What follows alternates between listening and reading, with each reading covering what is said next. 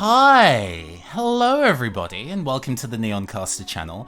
I am your androgynous android game show host Nathan Blades, and we are here this evening to play Gun and Slinger, how to put this, a Weird West desert roaming two-player RPG where one person is a wanderer and the other person is a sentient gun, which is 110% my jam. With me this evening I have two fantastic members of Phantom Arts Entertainment. I have with me Amy. Hello. Hello. Nice to be back as always. Yes, thank you for appearing on the show once again. Looking forward to playing with you. And we have Ray. Hi, Ray. It's good to be around for once. I mean, you know, time zones and entire oceans are definitely a thing. Ray is a regular member of the Phantom Arts Entertainment podcast playing Razmataz, but has since moved to Canada for a variety of quite sensible reasons. A little distance. You know, so I've hop and skip away. I've missed playing with you, so it's dope that we had the opportunity to. I was going to say opportunity to roll dice together, but this game actually doesn't use dice.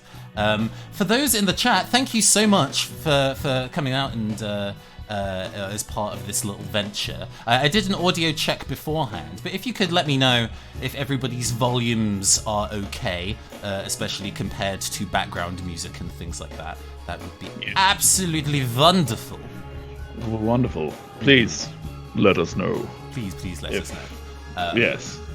But I should probably talk a little bit about what the hecky Gun and Slinger actually even is. It is an RPG currently in Kickstarter, developed by Nevin Holmes. How to use the opening paragraphs that they describe, because I think they're quite evocative. Eons ago, the sky shattered and something ate the moon and stars. We were left with only our sun, a small cluster of planets, and a new, twisted moon. Something, birthed from the Sky Eater, fell to our planet and began to twist and warp it. It was the end of our world before anyone living now can even remember. Many generations later, the remnants of our people wandered the twisted land and fight the bioluminescent night-crawling creatures as they search the ruins of our castles and cities for ancient magic and technology to help us survive. The brave and hopeful of us work to keep our pocket-sized towns together and alive. Now, so many years after our stars were devoured, you head into the world with a gun at your side. I hope you find what you're looking for. So, yes, indeed, as I said earlier, this is a two-player RPG where one person plays a gun wielder and another person plays a gun, a sentient talking gun, which is, I think, a pretty damn cool premise. Relatively recently, I released a one-page RPG called Wandering Spark, which is actually also about a duo, an android and an engineer wandering across from city to city, discovering things about themselves and the world. So I love that there's been a bit of a game design spiritual twin link here, which is what made me super excited to go play it. It's also worth pointing out that even though we are playing with a maestro and a slinger and a sentient gun, it is entirely possible to play this game as just two people, and there is also a variant of that which is made for it in the same game. Yes, it's designed to be quite flexible in that regard. GM-less games are a big thing. So. Running this as a GM makes it a little easier to kind of produce as a show. I love me some improv, but improv live and recorded can be a time, and I don't think anybody needs to stress themselves like that on a Saturday evening. Sure. But yeah, before we get super into things. And you talk about your characters, just a thing I wanted to kind of highlight. I woke up this morning to find that Chadwick Boseman had passed away, which actually kind of hit me in a bit of an interesting space. Black Panther as a movie did a lot to kind of set black-led sci-fi and Afrofuturism as something to the wider mainstream, which actually means quite a lot to me as a black creator. And the game that the scenario that I've set out in mind channels a lot of the likes of the trip hop by the works of Massive Attack and the kind of like dark fairy tales that you get in the Nier series of games. So to say up front, there will be kind of like a discussion of loss and how one handles that in this session, just as something of a content warning. But also I was considering like, do I actually even want to run this session about loss on a day where many people are grieving? But then I thought that, well, even Black Panther itself is about loss and whether you would be willing to die than lose your freedoms. And I think mirroring that sentiment is something I would still quite like to carry through into this, if that is okay with everybody. That is perfectly fine. Cool. Shall we do characters, or shall we talk a little bit about the unique setting that we've made together first? Maybe the setting. Yeah, setting first. That's fair. The Gunner Slinger is designed to have a decent amount of flexibility in the setting that you want to tell, but though it does have a couple of thematic and setting rules already set in place. So we had a little bit of a chat off air about our ideas of what might be in the setting and what's going on, and I have kind of compiled that into a couple of paragraphs, if you'll permit me to read a little bit more box text. This is life after the cataclysm. Society as we know it blossomed, wilted, and was promptly consumed by the otherworldly entity that chewed through every other star and planet in the sky. Its presence still lingers as an unseen, chaotic force that has seeped its way into the planet, the Twist. It's a second life energy that creates as rapidly as it destroys, able to lend its power to those that call for it, but never for free. For those with no voice to speak, the Twist seems to work with an agenda of its own. It'll take over plants, take over animals. But it adores the intricate and inscrutable machines of our ancestors, left behind when the world was first consumed. The Twist affects humans in even more bizarre ways. The whispers of the thing beyond can grant myriad desires, but it may leave you battered and broken in mind, body, and soul. An increasing number of people have found themselves without an organic form at all, suddenly residing in objects. Many languish as undiscovered artifacts, but a lucky few can reach across the void, touch others who have also heard the whispers, become greater than the sum of their parts if they collaborate. They are the displaced. And we have two of these displaced working together today as a duo. Let's talk to the Slinger first. Who is the Slinger in this duo of displaced? Slinger is Gus. What would you like to know about Gus at this stage? Ooh, I mean, just a little bit about maybe their personality, their background, what they think of their new partner. Okay. Gus. I'll be upfront. I didn't actually think much about who Gus has been. Gus and his partner have been together for quite some time. We discovered one another roughly 15 years ago.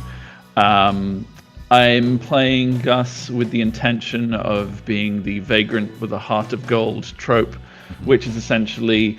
Think if you've ever watched the series Constantine, based on the British Constantine, who kind of hates dealing with problems, and yet has...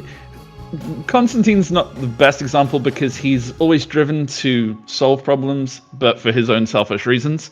I feel like Gus is going to be more in line with... doesn't really like dealing with other people's problems, but eventually finds ways to convince himself that perhaps no one else is going to if he does not. And he wants to be there for people who cannot be there for themselves. The Twist has done things to a lot of people, including himself. He has one of his eyes is warped in such a way that it essentially looks like its own little galaxy. It's pitch black, but is filled with stars. Unfortunately, most people don't know what stars are because our sky does not have any. And he has a reasonable amount of vision loss in that eye, but equally, what he sees through that eye isn't always what's actually there. Sometimes he sees the place that he is looking at a few minutes in the past. Sometimes he sees the place he's looking at a few minutes in the future. He's not always sure which it is, so he's not exactly able to say, okay, I can avoid this happening by doing whatever, because chances are it may have happened before he was even there. I had the off note that if anybody stares too long into his eye, they hear the voices of those they have loved and lost. And I don't think he actually intentionally uses that in any way to manipulate people. I think it's just something that happens if he doesn't think to stop them. Keeping his own strange and unknowable powers in check, it can have unforeseen side effects, which is something of a running theme for this setting. He has... I think he has an amicable relationship with his partner. He has a connection with them which he relies on for companionship and familiarity, but he is also perturbed by that connection and the fact that it has to exist at all. And speaking of Gus's partner, let's move over to the gun of this gun and slinger occasion. Amy, can you tell me a little bit about Locke? Yes, Locke is a gun. Specifically, they take the form of a pistol, though I believe there is a way that they can change their form. The reason I refer to them as them is because they were previously someone, but then obviously their soul or some other ghost of them got put into this gun, and as part of that, they have forgotten a lot of their previous memories, including their previous gender, and in fact their own original name, which is why they're called Locke, like Flintlock. The only thing they really remember is that they used to know someone. They can guess that it's a woman, but they don't know, they can't remember her face or her name. So all they remember is seeing her in a field of lavender, some maybe distant time back. So their purpose is effectively, in some senses, to use Gus to find that person. It was stated that they found each other 15 years ago, and I sort of added a detail that perhaps Gus found Locke in a gun's, a weapons storage of one of the gangs that roams around in this setting. As I do know, they're bandits and such, so maybe you got captured at some point, and that is where you found Locke, effectively locked away in a box left to rot away until you found them. Gus's one of Gus's main motivations is to not only help Locke, but others like Locke that have essentially had their whole lives stolen from them, and he wants to help Locke achieve that. So I guess to an extent, I assume that he is going to be aware that Locke has this memory. So I think in that regard, perhaps his desire is more specific, rather than just trying to help Locke return his form, if that's even possible. It's obviously never been done, but he wants to believe it can be. Probably he is under the belief that if we can find that connection, if we can find your connection to this world, maybe that will give you a sense of who you are. And that's so. In addition to finding how we can save because for all we know, you're going to live forever, right? Finding a way to return you to who you were starts with finding out who you are. Yeah. And I think that's his motivation for. As for who Locke is at the moment, they are, well, I describe them as being a chaotic skeptic, who is smart and dumb for the sake of not giving a fuck. They are a bit selfish. They won't do anything without a favor in turn.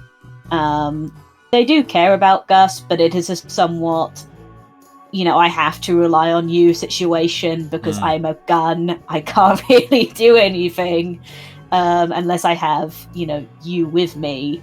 And so while it's become amicable probably over 15 years and such, I imagine there's definitely like bits of Locke will poke at Gus at every given occasion and agitate him as much as he physically can, both for good and for being just annoying. But that is who Locke is. Nice. Yeah, I think that's a solid rundown of the two of you, and I think when as we move to our gameplay, which I realise I have this card window open and need to close that. That doesn't need to be seen by the audience. That was right. To have a little bit of chat about lines and veils before we start is a thing that I quite like to do before we stream and get into the action. Gun and Slinger by default encourages the use of the X card, which is this little card here, under instances where there is something that's happening in the scene that you would not like to be there, either because it is upsetting to you or just because you feel that it does not want to tell the story that we're all collaborating on. You can flip that X card over and signify to me that we need to go and stop what we're doing, go and take some steps back to work around the bit that's not happening, and then continue on as normal. However, if the two of you have any particular themes or ideas that you would like to put behind lines or veils, stuff as veils as stuff that's fade to black so we never actually see it on camera, quote unquote, or veils where that doesn't come up in the narrative at all.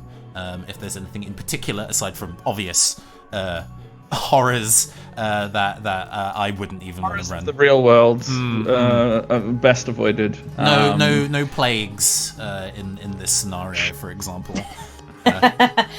I mean, that seems fair, I suppose. Probably one that people sometimes don't think of as an obvious is child endangerment. We can avoid. That would be good.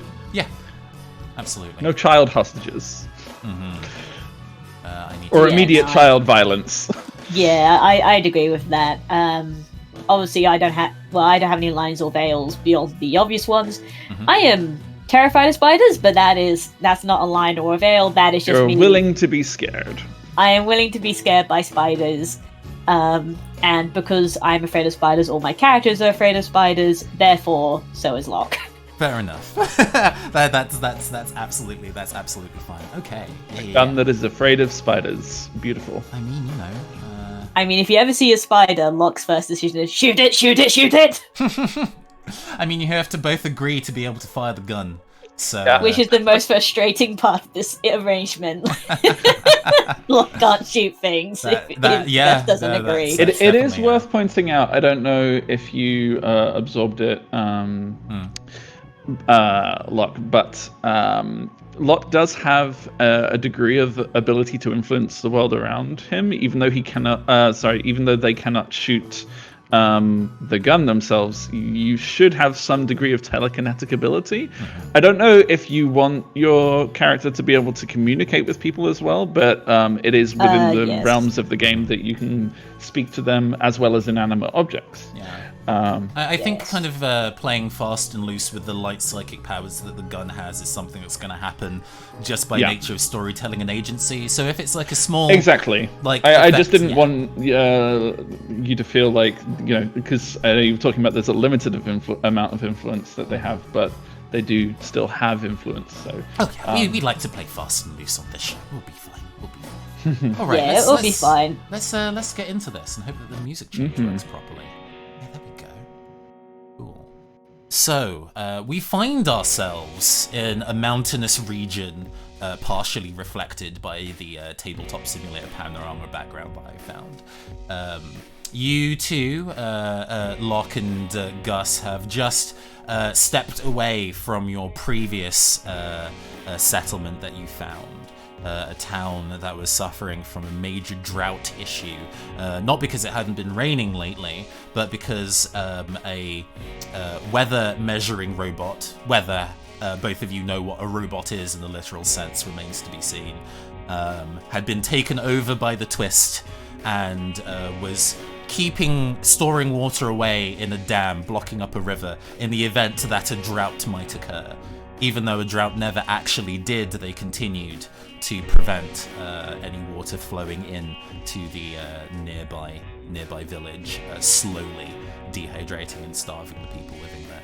Fortunately, the two of you drifted into town, and as the displaced, many people turn to duos like yourselves for supernatural assistance where they are unable to excise any power over circumstances themselves.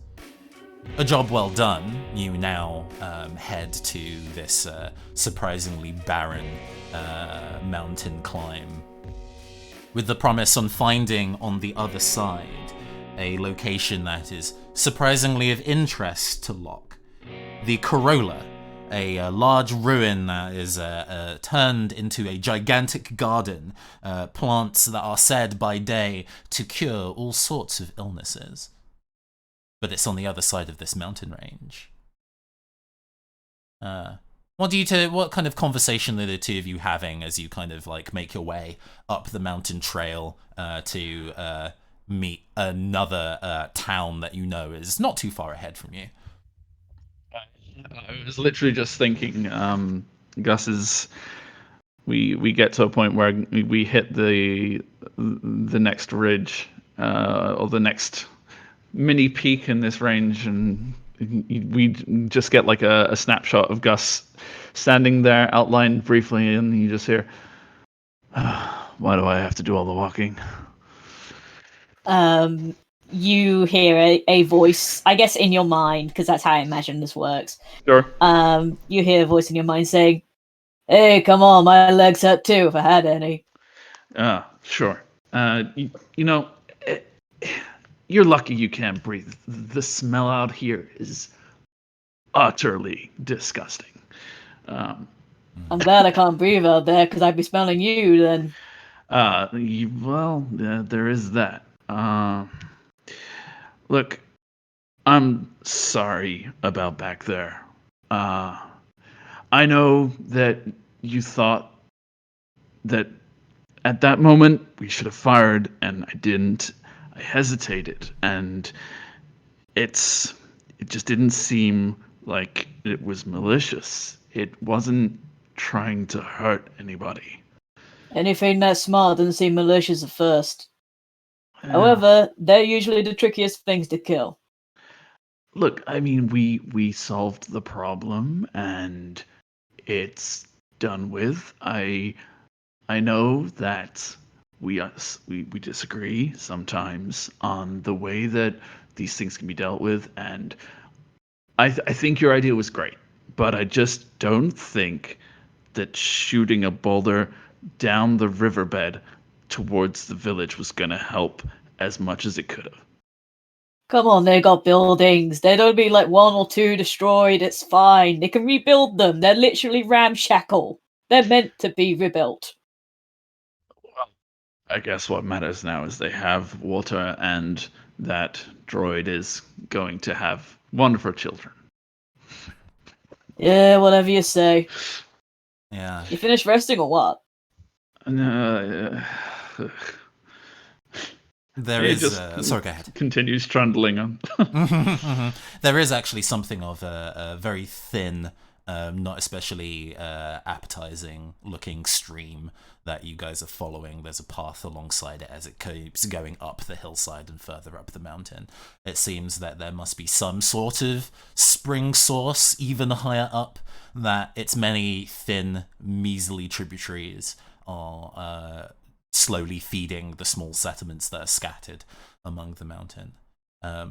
The smell that Gus has been complaining about has started to get stronger, something earthy, acrid, and it takes you a little while, Gus, to kind of position what it is, because it's not something you've had to handle with in a while, but it's oil, like crude oil.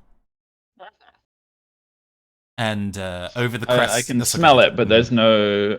I can smell it, but there's no immediate visual signs of that. No, not quite yet. Okay. But as you kind of like round a very dramatically placed piece of rock, the camera kind of follows you as you move around the side of this rocky outcropping, and it opens out to a small town.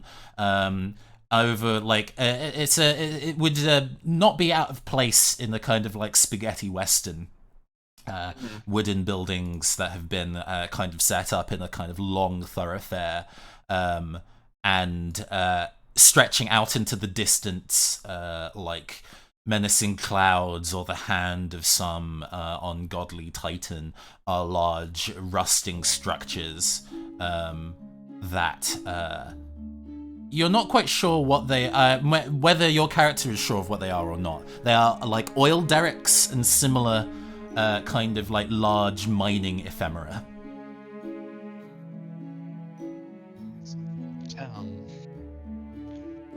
Yep. Glad to see you still got eyes. As always. What do you say we head on down?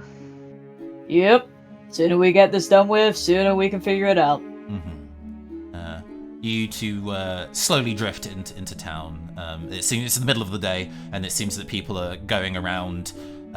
They look very tired and not necessarily literally thin, but emotionally pulled thin, as they do their best to try and establish something of a daily routine. Despite the wooden ramshackle buildings, two buildings do actually kind of stand out to you. In the distance nearest to the kind of like big steel rusted machines is a surprisingly expensive looking manor. And then there is also something that you've seen across your adventures across this land, something that you know to be a fast food restaurant. Not that you've ever seen them serve food. Everything inside is largely hollowed out and is just kind of used as temporary shelter by people drifting through. But it seems that the radio systems placed outside of those buildings still work. Sometimes they give requests. Oh, great.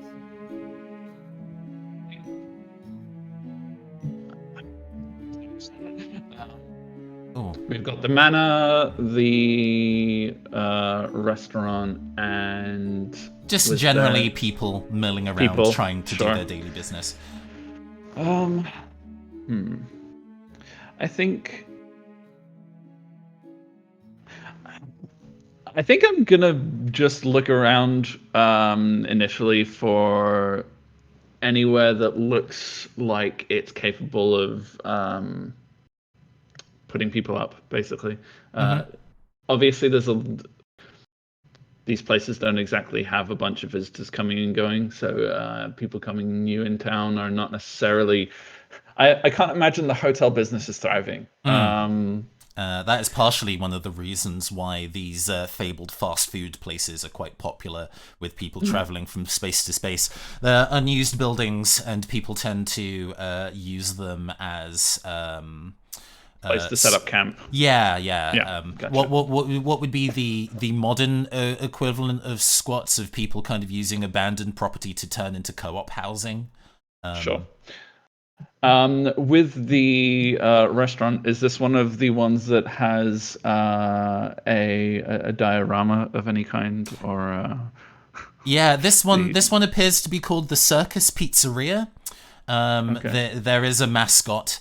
standing like in a large, like, what, 7-foot plastic and fiberglass kind of statue, slowly rotating with a soft but quite persistent grinding sound of a ringleader carrying a whip in one hand and a pepperoni pizza in the other. I was really expecting a pizza with a mustache as a head. Okay.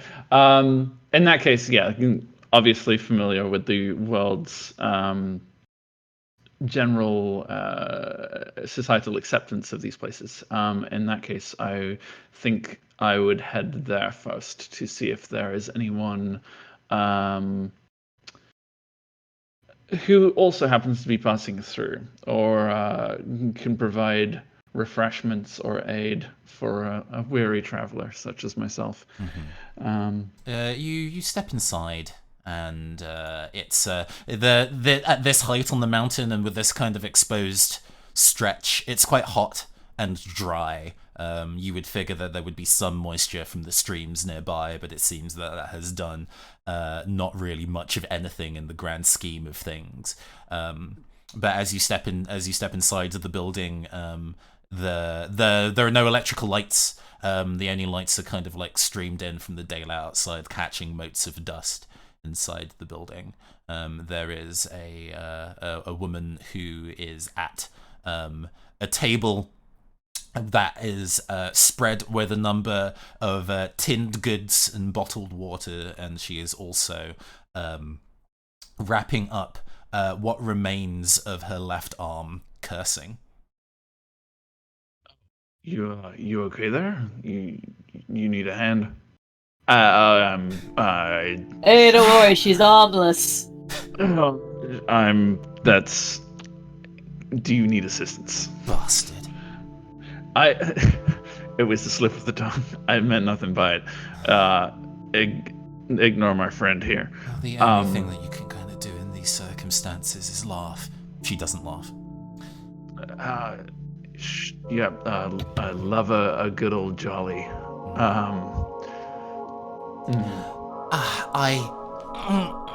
Okay. And she finishes kind what of exactly tightening it off with a... Sorry, go ahead. She's been wrapping it up in bandages and kind of with one kind of last strain manages to tighten the knot around it, but using her teeth and her free arm. Has she literally been dismembered? Oh yeah, that arm is very gone. Okay, cool. So like heavy blood loss situation. There seems to be medical supplies, and that she kind of has it largely under control for what, there not being a doctor around. And actually a small part of you wonders that if there is no doctor in the city, whether even bandaging it up is really going to do too much for her. Long term for sure.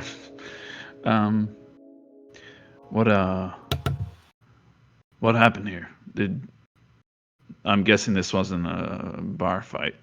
She gestures woozily and slightly lazily to a drive-through window off to one side. I took a request. It seems to be the only request they ask for here. I thought it would be easy, like the others. And fuck, I'm blessed that I just left with only missing an arm.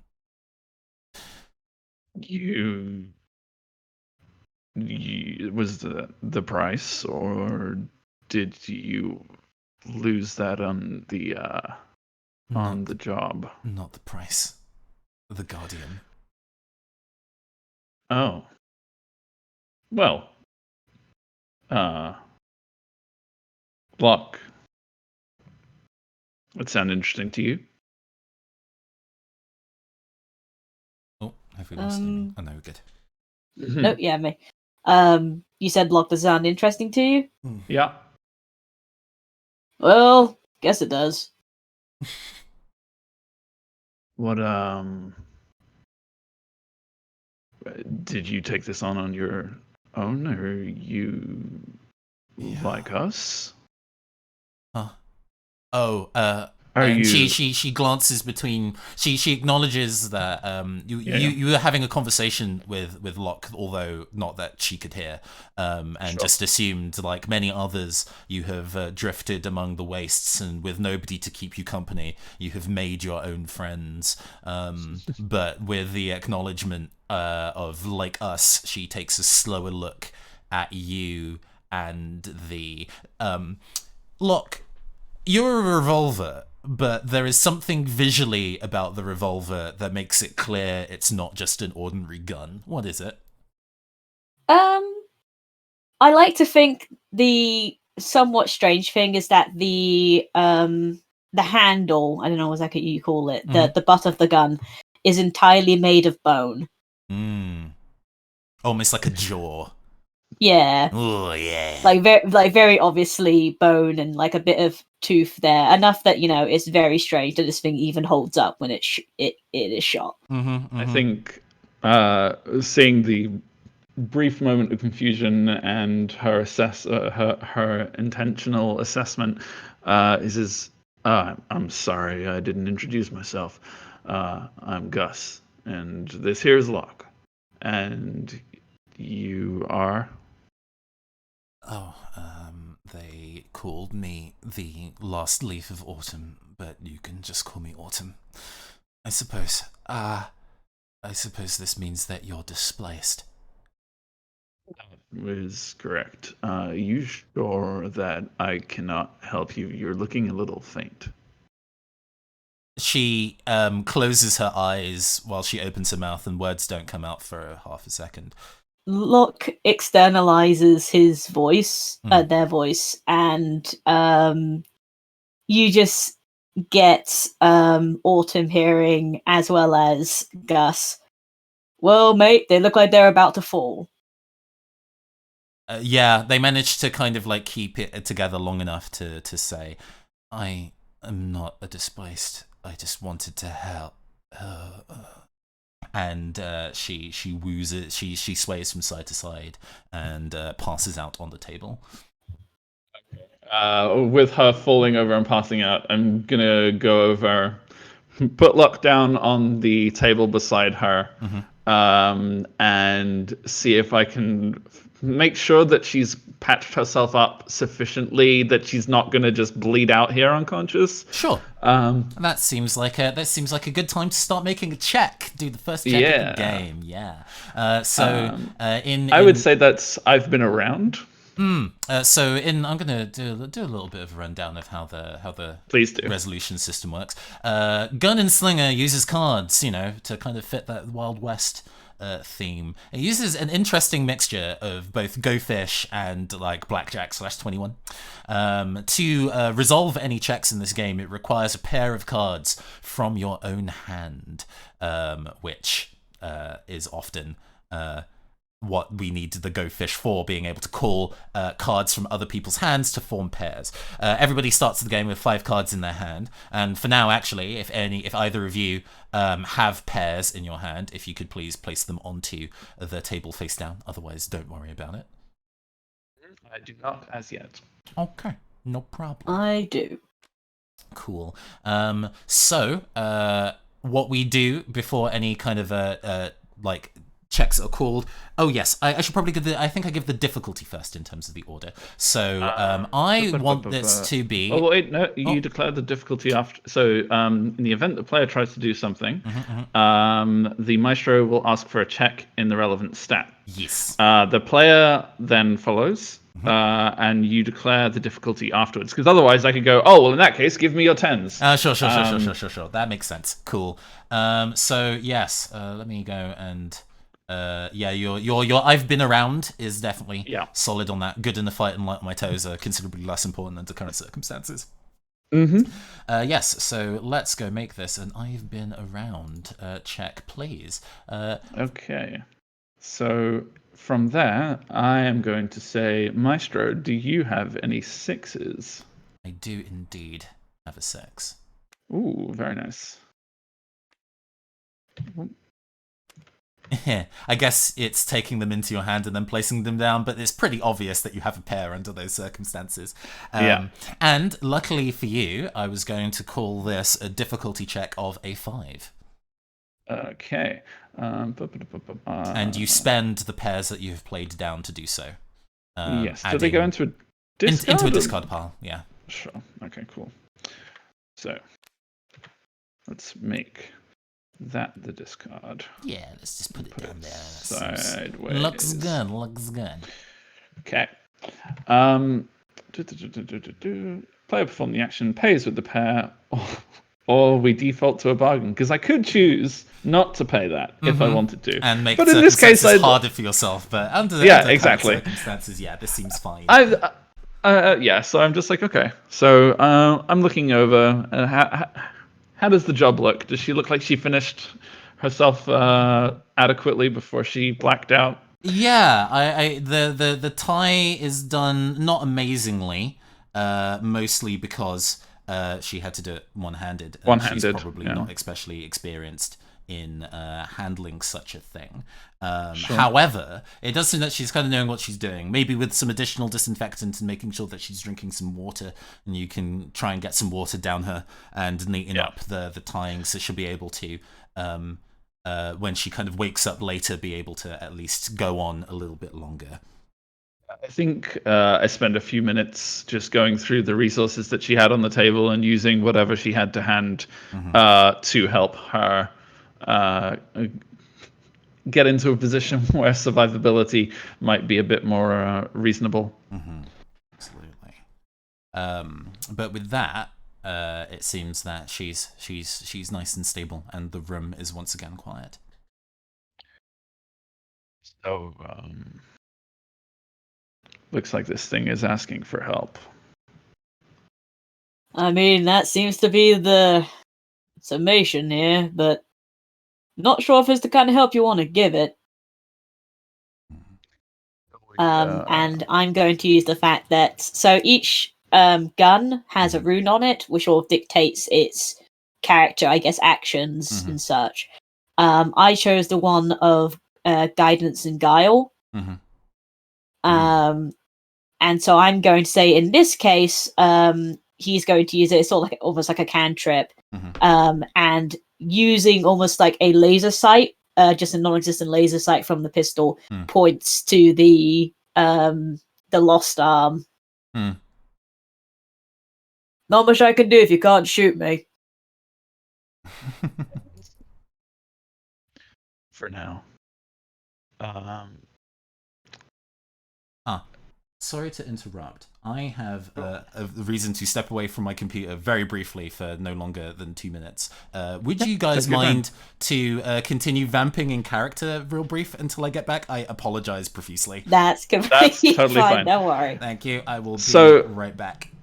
I think if his response to that is, I have 2 hands. Oh, Jesus, that sounded broken.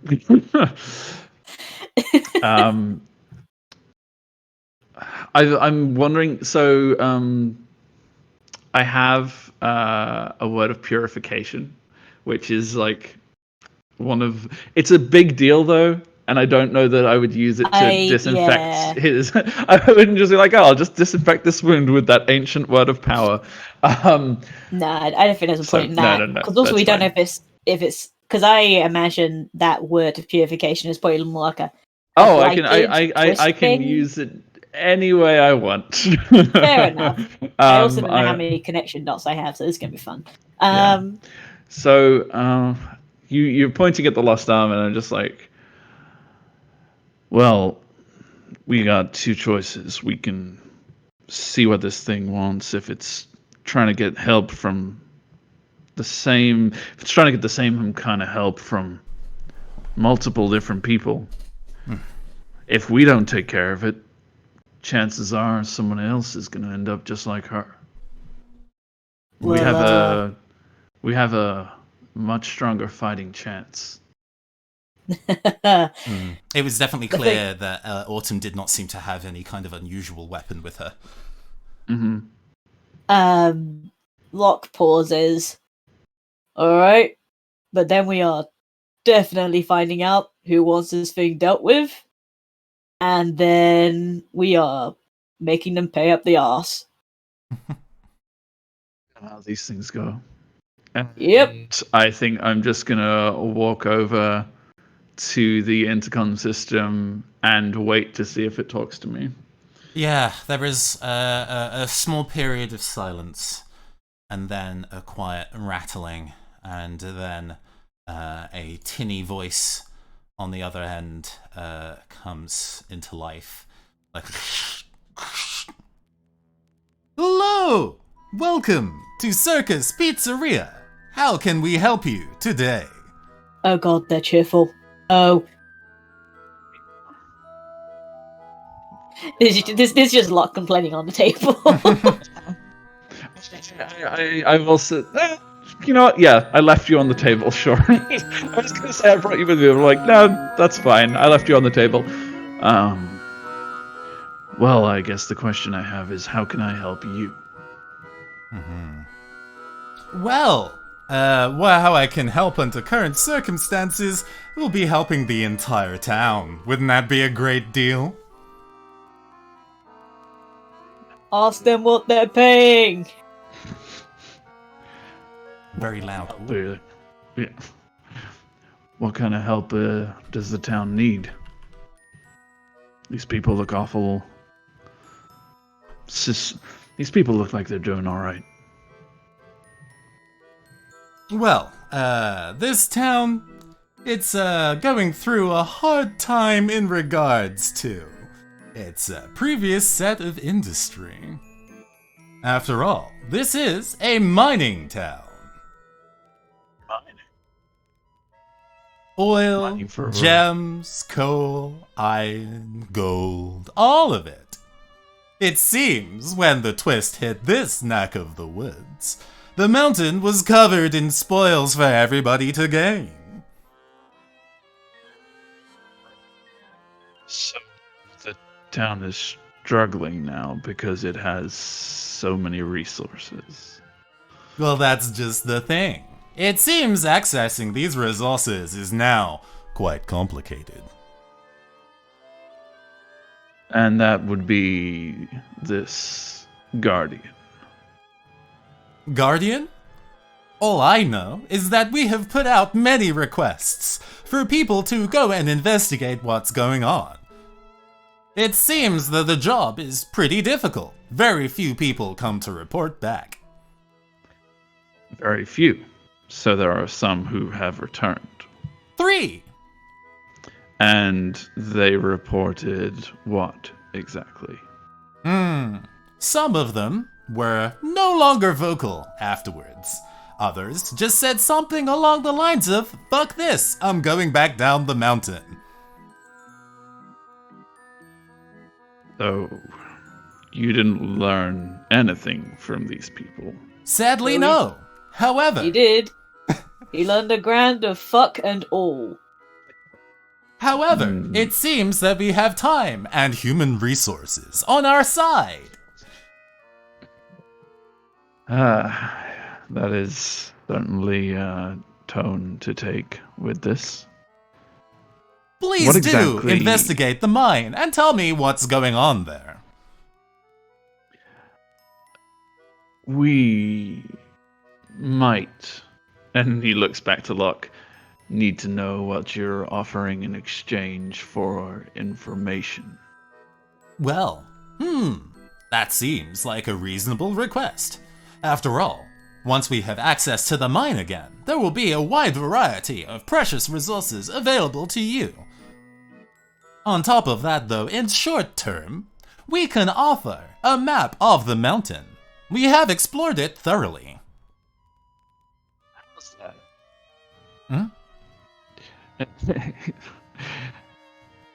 You say that you've explored the mountain thoroughly, and yet you don't know what's happening in the area.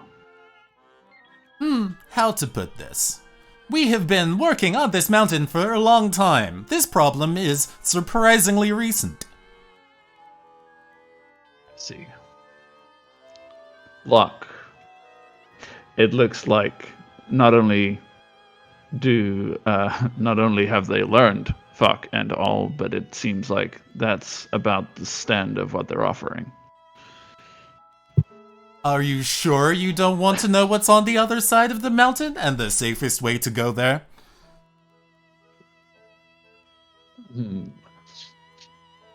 Look, chime in here. Yeah, Locke, you part of this excursion is to go and to find this garden on the other side of the mountain, which, if nothing else, even if, you know, Gus flung you off the side, you might get pretty close, but it would be... But the journey might be a bit safer if there's a way to guide your disassociated legs, as it were, down unharmed. The odds of survival is much higher that way, at least. Locke thinks about it, and for Gus, like, you're used to occasionally them sending you the equivalent of just like I don't want to say emojis, but like emotions, like images. And in this case, you get like a dot waiting. I was going to say, helpfully, Gus can actually see emotions as an aura. So, in that regard, what color aura is Locke radiating at the moment? Probably like grayish white, so like very much like thinking. And then Locke says, considering we don't really have many options and I'd prefer not to be yeeted off a mountainside, I say the map is worth it. And if nothing else, we can get some of the supplies from people in the village. That'll probably pay us the next time we go into town. To Gus, who now has his chin in his hands and he's yeeting. You know, you make a good point. That was not a good thing, Gus. I want you to eject that from your memory, or I will forcibly blow it out. I love that this is an ancient word. Yeah. A apocryphal piece of lexicon that has shared in the new world to yeet objects. He's just like, you know, I hadn't considered yeeting before, but No. now that you mention it. Okay, we'll take the job. We'll take the job. Delightful! Yeah, I don't think Gus has a chance to respond. You're just like, we'll take the job! And there is a loud rattling coming from what would previously been the kitchen in this particular establishment, and like a microwave style ping, and you gingerly make your way back over to the kitchen. The ancient smell of grease that has managed to linger within this establishment even since the cataclysm fills your nose as you slowly and gingerly open this pizza oven and find inside a map. Well, I guess that's the reward, so let's just go. I do say that, but I take the map and I take... I'm guessing this is not a map of the mountain, but a map of the place that we need to go to investigate. You open it, and it seems incomplete in almost a quite obvious way. The areas and recent surroundings are filled in, and you can see that there is what is kind of known as the polygon steppe, a large kind of almost flat plain at this part of the mountainside, and the mine is clearly marked. There seems to be some other building that's not part of the mine but close by. It's not really named or anything though. Sure. Well, of course, nothing's ever simple. All right, Locke, it looks like we have a job to do. And I'm gonna head over and pick Locke up, reholster them, or does Locke live in a holster, or do I have like a gun belt that you kind of attach to? What does traveling with Locke look like? I'm gonna say you probably assumed they went into a holster because that's what most people would assume when they first get a revolver. And Lot continuously complained about A, not being able to see, and B, choking while not needing to breathe. So they probably forced you to get a gun belt, and so they can see and such. So that's probably how you're holding them. Okay, so I hook lock onto my gun belt and I pocket the map and just look around. Resources wise, what's left on the table at the moment? I mean, that might be useful at a glance. This is a solid, like, because nobody likes a tabletop RPG where you have to do inventory management. There is a bunch of really obvious kind of health supply tools. There's a med kit, although now it's been lightly used by Autumn. Bottles of water, tinned food. And I'll let both of you tell me one other thing that's in this kind of like thing of supplies. There seems to be the vague implication that this would be a trade post for Autumn, except Autumn's out cold, so. Yeah. Well, I figure we provided a service, made sure she didn't die. That's worth exchange. I think there is a rudimentary GPS, but it's GPS like it's just it can scan. Okay, so this is what it is. It's a compass that is a projector, so I can put it over the map and it can show me where on the map we are. But it can't like show me maps outside. So essentially, think like a VR lens or whatever, like a Google HoloLens, where I can point the camera at the map and it knows, it superimposes a dot where we are located on this map, but it can't fill out areas outside it or anything. It just helps to make the map translatable.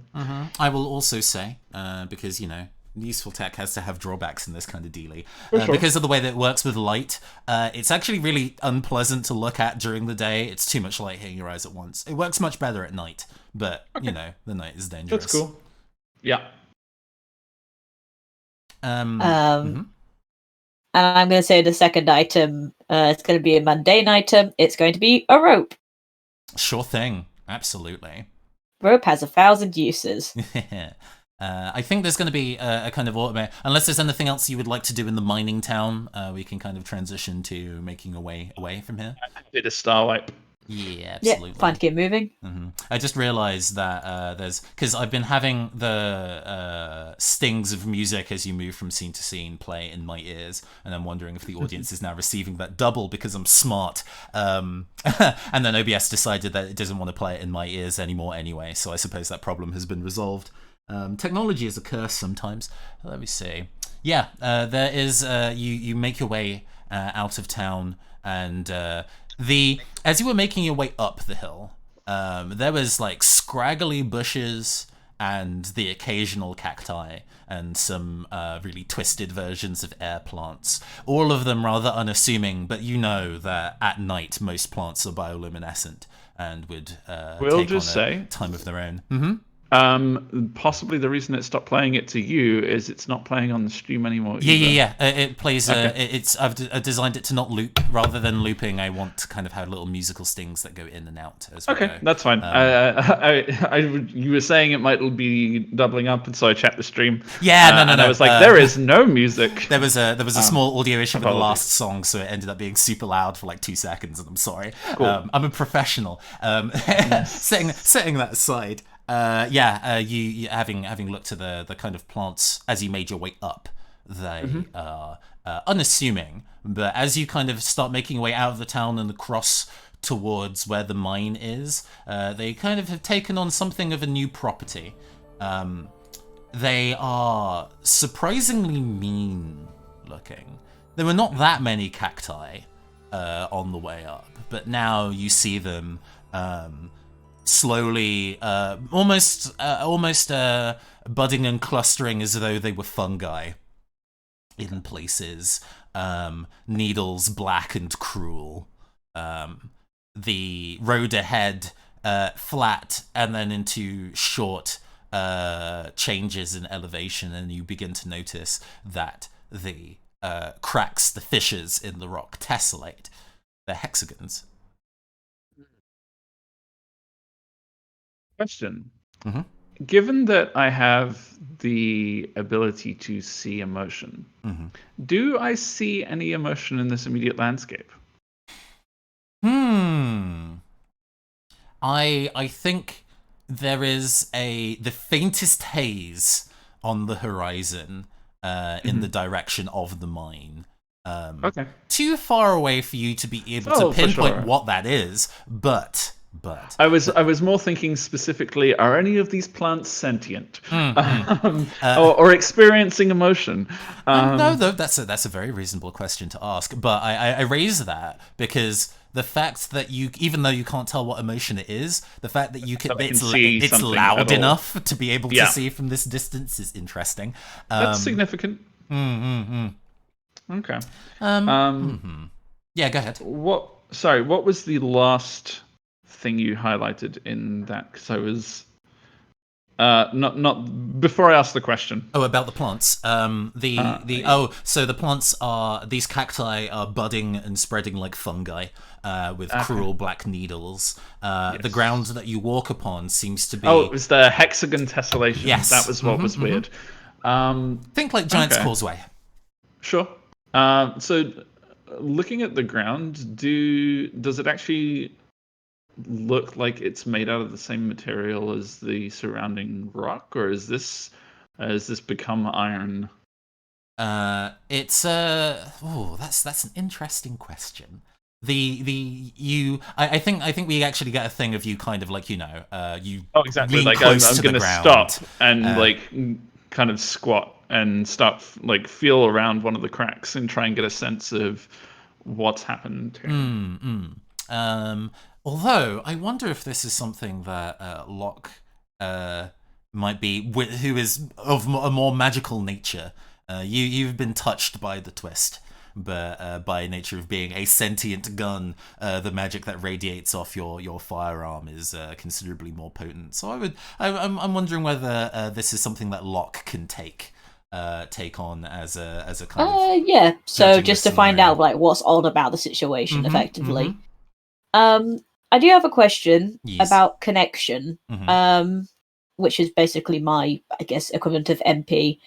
Do I start with any, or Yeah, do I start guess at zero? I guess that's a fun thing that I decided to not ask the designer of the game about before we started playing, because there's obviously a smart. slot-based thing here. Yeah. I mean, this is the way it works for the slinger is that it fills in as you use it, because it's like it's almost like a damage increase the more you use the twist or the more you leverage it. Yours is effectively corruption. Mine is effectively MP because I get it by resting, spending a single, taking I assume you taking start and full spending. then, if you get it from resting.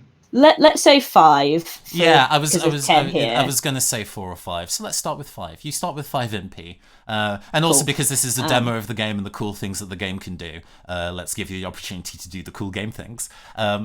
So you have 3 stats. Embodiment of magic, sharp for a gun, and just a little bit mean. I'm going to use sharp for a gun, which is 2. Yeah. You are definitely, you have your wits about you, which feels appropriate for the circumstances here.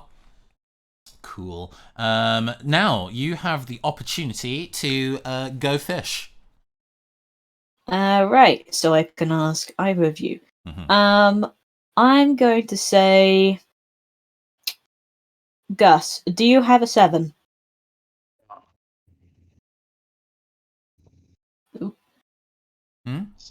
Your mic's doing a bit of a thing. Yeah, I think your the way that your noise cancelling means that the starts of your sentences get cut a little bit. But okay, I can modify that. That's fine. I do not know. Go ahead. All right. Draw a card from the deck, please.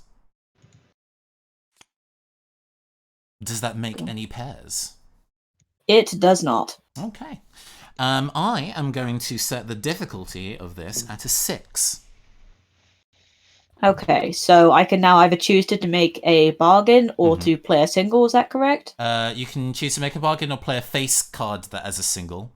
Okay, then I must play. Then I must make a bargain. Okay. Oh. The stat. No, actually. Oh, it doesn't add up, does it? Or no, it doesn't add up. So I will make a bargain. Cool.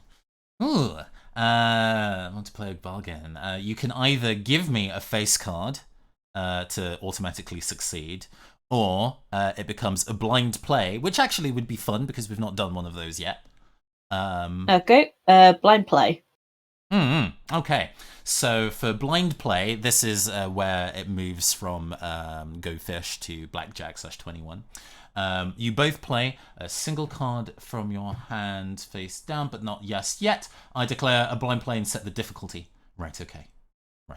So I am going to make the difficulty of this blind play as you're working together. I mean, I have no reason to not make it a 6, right? I wonder whether I should change the difficulty. Blind play is it's got a different difficulty setting, right? Yeah, there's a modifier it starts at 6. It starts at 14 and goes up to 18 for very difficult checks. Effectively, it's always higher because it's using 21 rules. Sure. And then also it starts with you drawing a card or playing one, I think. Yeah, I think it's drawing one. I set the difficulty, which I guess is from 14. Flip a card from the top of the deck. This is a modifier card. I'm not currently looking at the game screen right now. So if you accidentally revealed the card, I didn't see it. Although our audience did. No, it's fine. I dragged the whole deck. Oh no, too many cards. All right, sorry. It's fine. Right. Yeah. Okay, so let's go and set the difficulty at the lowest for blind play at 14, and then we're going to go and reveal a modifier card. Whoop. 9. Oh, that makes it quite high. Yeah. So. So each of us draws a card at the start. Is that we both have to play a card, and we have to exceed 14 and be under 21. We cannot tell each other what the card we're going to play is. Okay, I'm just going to put the card I drew back in the deck. Fair enough. Because I accidentally thought we were meant to draw one. Oops. Yeah. God, no. Hold on, I can rewind that. There we go. Thank you. Like, no, I'm done with that card. Get lost. Oh man, that made the camera go. Oh, give me a second to go and reassert where that is on stream. Right, that should be fine. We're good. I have played my card. I don't know. Sorry, the designer chimed in. By the way, you do. That's what I was just about to say. Yeah. I'm paying attention to the chat too. You don't need to do that for me. Oh no, I was just checking. In case anybody talks to me, I don't want to be left alone. Yeah, no, that's fine. Yeah. Cool. Okay. I don't want to do a blind pay. You're gonna have to.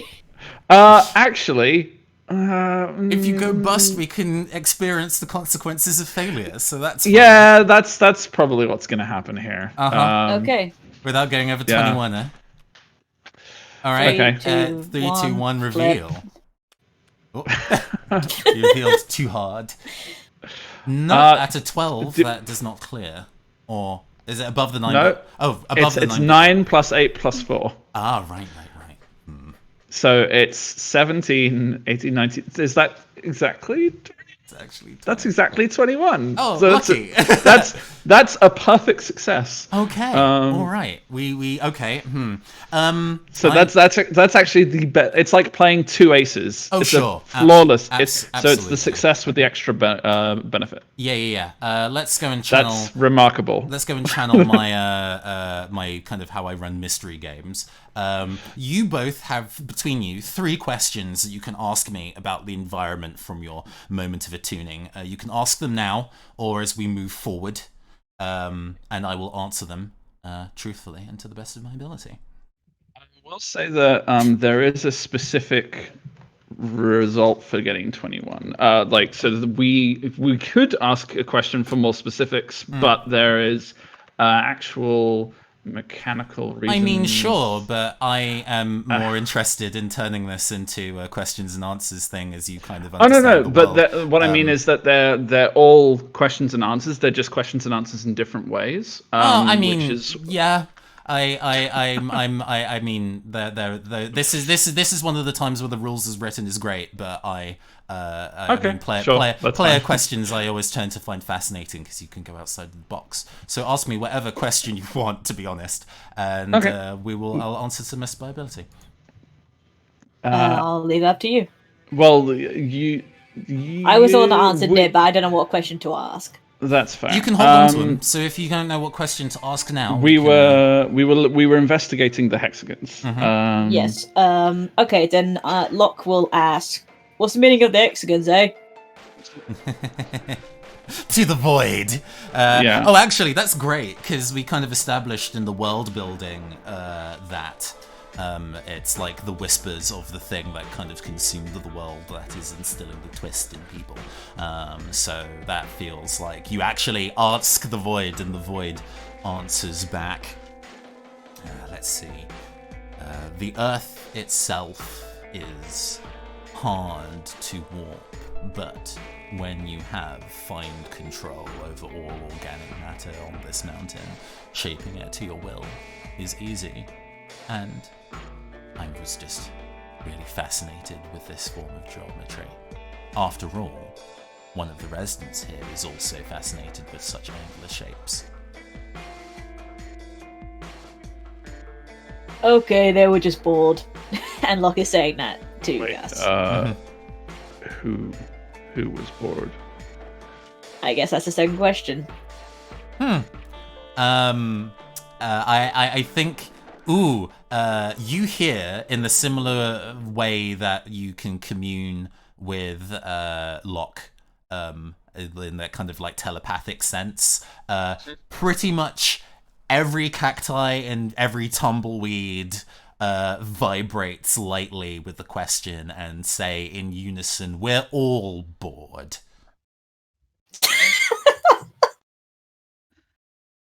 Well, that is concerning. I would hate for such delightful entities to be bored.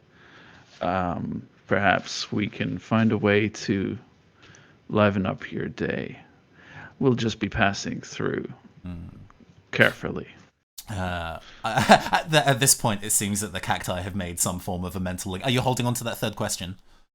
Yeah, I don't holding think on. we have anything to ask. Cool, at the moment. that's perfectly fine. One of the cacti snidely says, "Oh, well, there is one way that you can entertain, and I am going to play one of the two jokers."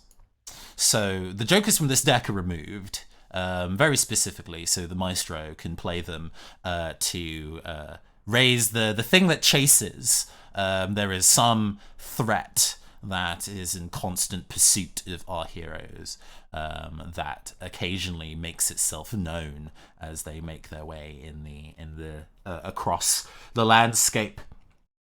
And Gus, you hear a whip crack in the distance, and well, you've not seen that many other people out on the road. There's another whip crack. It's closer this time. Somewhere out to the side, and you look out over or off the side of the mountain to the horizon and see nothing but clear air and the rolling hills distant below. And slowly rising out of, say, a thin layer of mist that separates this liminal space from the world below is bigger, skin-tight, bones angular, a weird snarled a weird snarled mesh of metal and bone. It rises from the mist on wings of a buzzard without feathers, a head with no real eyes or mouth, but one arm long snaked. It whips at the air again. It whips at the ground, shattering a large chunk of stone as mouthlessly it roars at you. You've come across this before. It did not have wings last time. Yeah, it definitely was not flying. How big is this buzzard? Is it like vulture size are we talking? Because vultures are pretty big. Yeah, I mean, Or is it bigger? I'm picturing, yeah, about a buzzard size seems reasonable, because of its anatomy makes very limited amounts of sense. Comparing it to the size of an existent animal is slightly difficult, but it could easily stand up to human height, you figure, if it decided to extend itself. That is looking a lot like trouble, Luck. Yep, that is a we are running. Running. Okay. I'm looking. I'm gonna glance quickly at the map. How far? Glance quickly at the map without my little compass thing. How far does it look like we are from that building that is marked but not named? Sure. The building is on the way to the mine. Okay. Sure. It seems to be not too far from it. But there are two routes. There is one route that is seems to be incredibly uneven, with hexagonal slabs of rock at wildly different heights. There is another path that seems to maybe would get you there slightly quicker, but it is rammed with cacti and tumbleweed. I am going. I'm going to say I'm checking this as I'm running, and I'm glancing at the map, not really looking at the routes. And so, you know that thing where you're following a sat nav and it's like turn left, and you turn left into a fenced off area, and you're like, okay, this is unhelpful. Similar sort of, because presumably also I'm not necessarily familiar with this tool that I've only just found. True. So I think I'm charging through the cacti area, because I'm not the most nimble of people, and the cactus said that they wanted to not be bored. So yeah, I said I'd line up. They said I would liven up their day, and I think I'm going to do that in a very personable way. Nice. One of the ways that I can kind of interact in terms of setting challenges is that I can actually directly play cards from my hand to set a difficulty rating, which I will now do. The Road of Thorns is difficulty 8. Okay. So what is? So I'll let either of you kind of this feels like another blind play. I guess if you're working together, unless you want to kind of take point and handle it yourself. That was the question. So I think that I'm gonna be a killjoy here, and I just succeeded. Okay, sure. So I think what happens is I start blindly charging through the thing, only looking up at the last minute to realize I'm going to be slamming through these cacti, and at the last minute I whip out my my knife that I can throw and have it come back to me. I don't actually use it. I think I just pull it out and I have it in front of me as though I'm going to cut a swath through. And I think the cacti recoil enough that they don't slow me down as much as they could have if I were just physically charging through them and getting my legs battered with needles. Yeah. The thing with wings and a whip for an arm lands predatory on the ground on all fours and starts to scuttle after you at alarming speed. You feel the air behind you burn as whips crack inches from behind your head. But as you manage to start cutting path through the thorns and the cacti and tumbleweeds and move back as you pass, they owe no allegiance to the thing chasing you. It's just a thing to add additional pressure, and it seems that you're escaping this scenario just fine.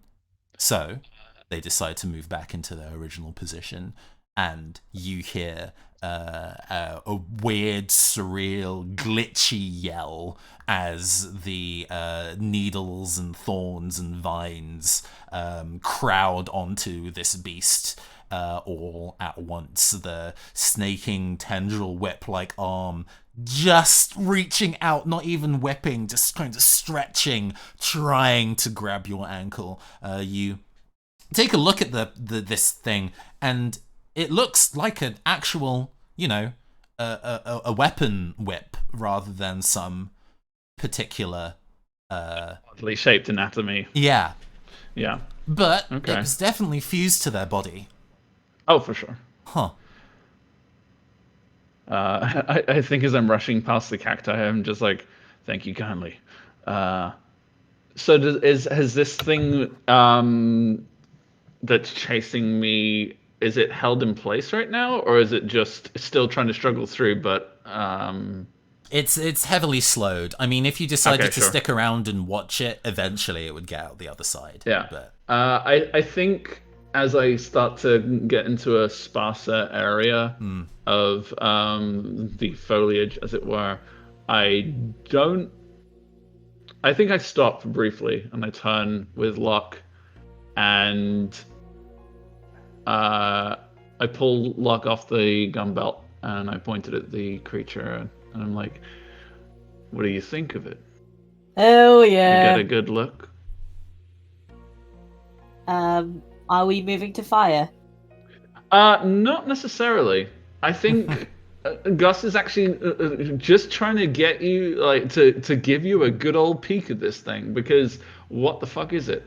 And you have a much better connection with the ethereal and the weird twisted stuff than he does. you know what? I'll give you a thing yeah. for free if you're up for it.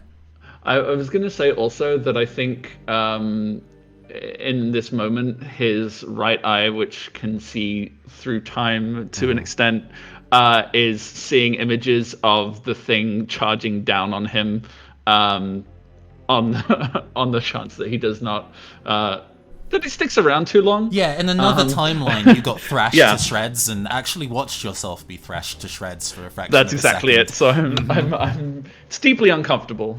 Locke, you gain an interesting piece of information that Gus does not quite glean.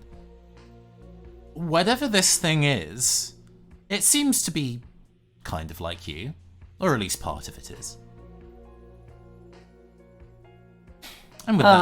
And with that detail, you turn ahead. You're quite close now to the mine and this outcropped house. The columns of hexagonal stone rising out the floor like pillars have slowly, now you're getting closer, have taken on a different shape. Slices of them elegantly removed, sheared away, leaving perfect granite-like faces. In fact, further on, you can see what looks to be a gathering of people. And with that, I would like to take a quick water break, if that is okay with everybody, and then we can reconvene with the second half. Yeah. Yep, perfectly fine. Find true death at last. Killing the nameless lover. She Okay, welcome back, everybody. Thank you for waiting. We are all refreshed. Last time on the previous segment of this gun and slinger session, which actually I had intended at the start of it to actually give it like a title, like an episode title, and then didn't in the graphics. So I can now say, 2 hours, an hour and a half into the thing, that this title is this session is to be named "Flat of the Blade," after the Massive Attack song. So yes, previously on the Flat of the Blade session of Gun and Slinger, Locke and Gus rolled into a mining town after helping a previous settlement somewhere on a tall, imposing mountain, with the bid to travel to the other side, reaching the ruins of a garden that might actually be able to cure Locke of their somewhat disembodied position. the mining town that they encountered, in fact, was offering a job to go and find the local mine. After all, that is the large part of resource for the town, but it seems that there is something protecting it and fiercely removing anybody who dares try to interfere. After having escaped a thorny path of cacti and tumbleweeds and some winged metal and bone monstrosity with a whip for an arm, that felt strangely familiar to Locke. We are among a group of obelisks of hexagonal stone risen out of the floor that have an ominous property. We're getting very opening of 2001: A Space Odyssey vibes from these things. As you journey on, some of them have parts removed, smooth planes carved through, leaving them lopsided, differently shaped. And in the distance, you can see what look to be a crowd of figures. These statues. Are they radiating emotional auras? No. Or is that coming from the mine direction now that we're the mine and this small house are ahead of you. Let's say let's not give it a geographical direction because that's fine. I'm not going to draw a map. But it's what would be roughly in a straight line, Okay. Mountains are never straight lines, but it's in the same cardinal direction. We are following the path that is tread. Mm-hmm. But yes, okay. there is still an emotion. It feels like this emotion feels like a pot simmering on the edge of boiling, not loud and splashing, not cool and empty, but tense and poised for the temperature to change at any time. Locke, what is your visible range, do you think? When you're asking my visible range, do you mean how far I can see or how far I can shoot? See rather than shoot, because keeping in mind also that Gus has he has perfect vision in one eye, average vision in one eye, but his other eye is limited. I think he probably relies on you for inspecting things more often than he realizes. And this is something that is established as we've been playing. I'm like, I think that's something that he doesn't even realize he's doing, but every now and again, especially if he's curious about something or he's not certain, he'll just unhook Locke and hold him out as far as his arm is able to hold them out at arm's length, essentially, and be like, "What do you see? What do your gun eyes see?" I think in this case, Locke, well, again, he's guidance and guile, so he probably can see relatively far. He probably can't point things out that far, Sure. not to the full, but he effectively can zoom in his own vision to a certain extent. So it's up to GM whether that is enough to see what's going on here. And it's not going to stop Gus from approaching, I don't think. I think he just wants to have an assessment of the situation from. I think I can give you a general kind of rundown of the circumstances for free, or we can get spicy and get interesting additional detail and maybe a good vantage point. But there's a chance that you won't be noticed. Yeah, I like the idea that effectively this is like a perception roll, that he can probably see the same stuff that they can probably see the same stuff that Gus can. So fuzzy, whatever.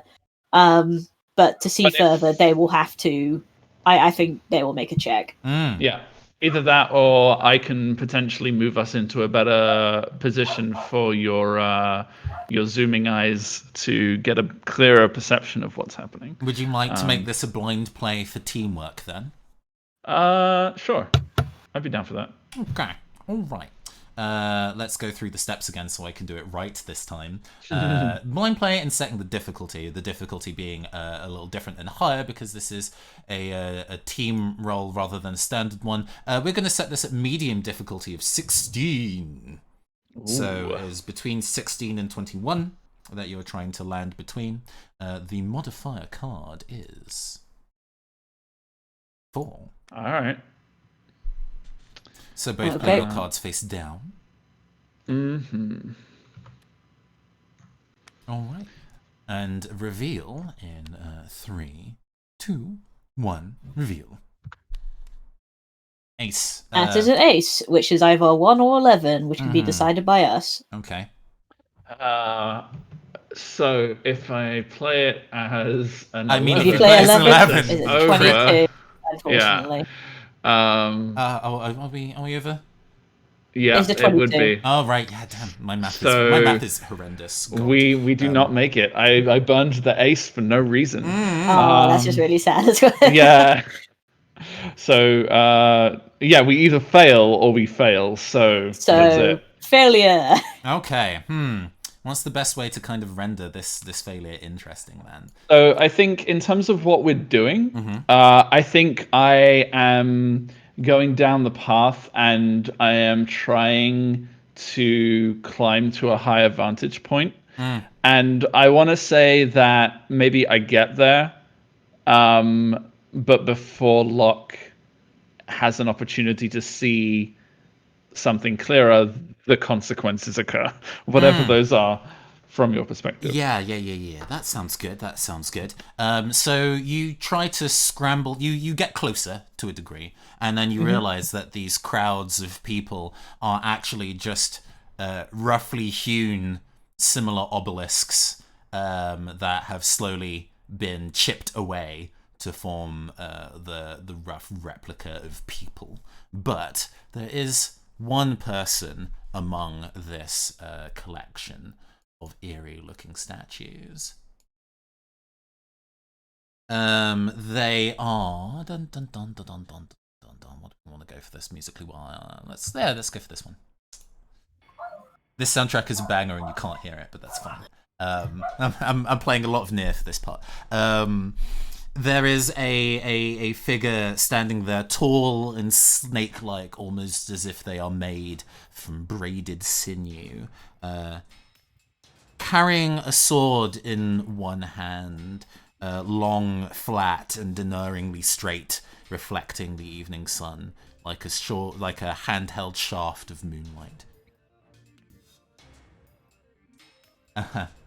Beatbox yourself sound technology. Oh yes, I guess yeah. Do an entire a cappella soundtrack for this. That would be impressive. I suppose we did something like that in the last Cast of Dice that we played, where we did our own sound effects.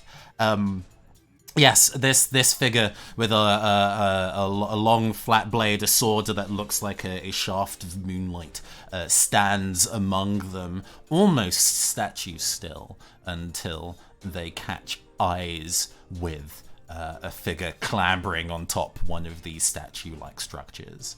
They tense, and then there's a I climbed a and you, Gus, having standing on top of this, you feel it shift slightly beneath you, and it's starting to slide apart, and you lose your balance and kind of like hop away from it and kind of land clumsily as you see that this stone column has been cleanly cleaved in two from a surprising distance. I think as I fall backwards, I take a scrape from that, most likely. That sounds reasonable. However, I'm going to Lord of the Rings it, where Frodo falls and as he hits the ground, puts his hand up and the ring slips on his finger. And I think reactionarily pull the twist into me and becoming. I shift my form into something unseeable. So I pick a card from the deck at random to gather the twist, and the value of the card will tell us. So what I'm going to do, I'm just going to shuffle, and then I'm going to flip it and take the bottom one. So that is how many minutes I can now be invisible for. Okay. That works. Let's shuffle that against the silver bottom card. Cool. So yeah. I tumble backwards. I take a scrape, and I think I just bash the back of my head, and that's what we just get a close up of my head bouncing, and as it bounces up, it's almost like it's moving into if one of those camera shots where made you shudder out of space. Basically, imagine a camera underneath a lake and someone plunges their face first into the water. You're seeing the reverse of that as their face disappears going into the lake. Similar situation. As my head comes up, there's a line that just cuts through and you, sort of vanish into ripples. Yeah. Do you stay in your position or do you move? I think for a moment I'm still, and I just whispered a lot. I think we really pissed him off. And then I am going to jump up and rush over to the nearest cluster of statues. I will point out that being invisible does not make me silent. No, indeed.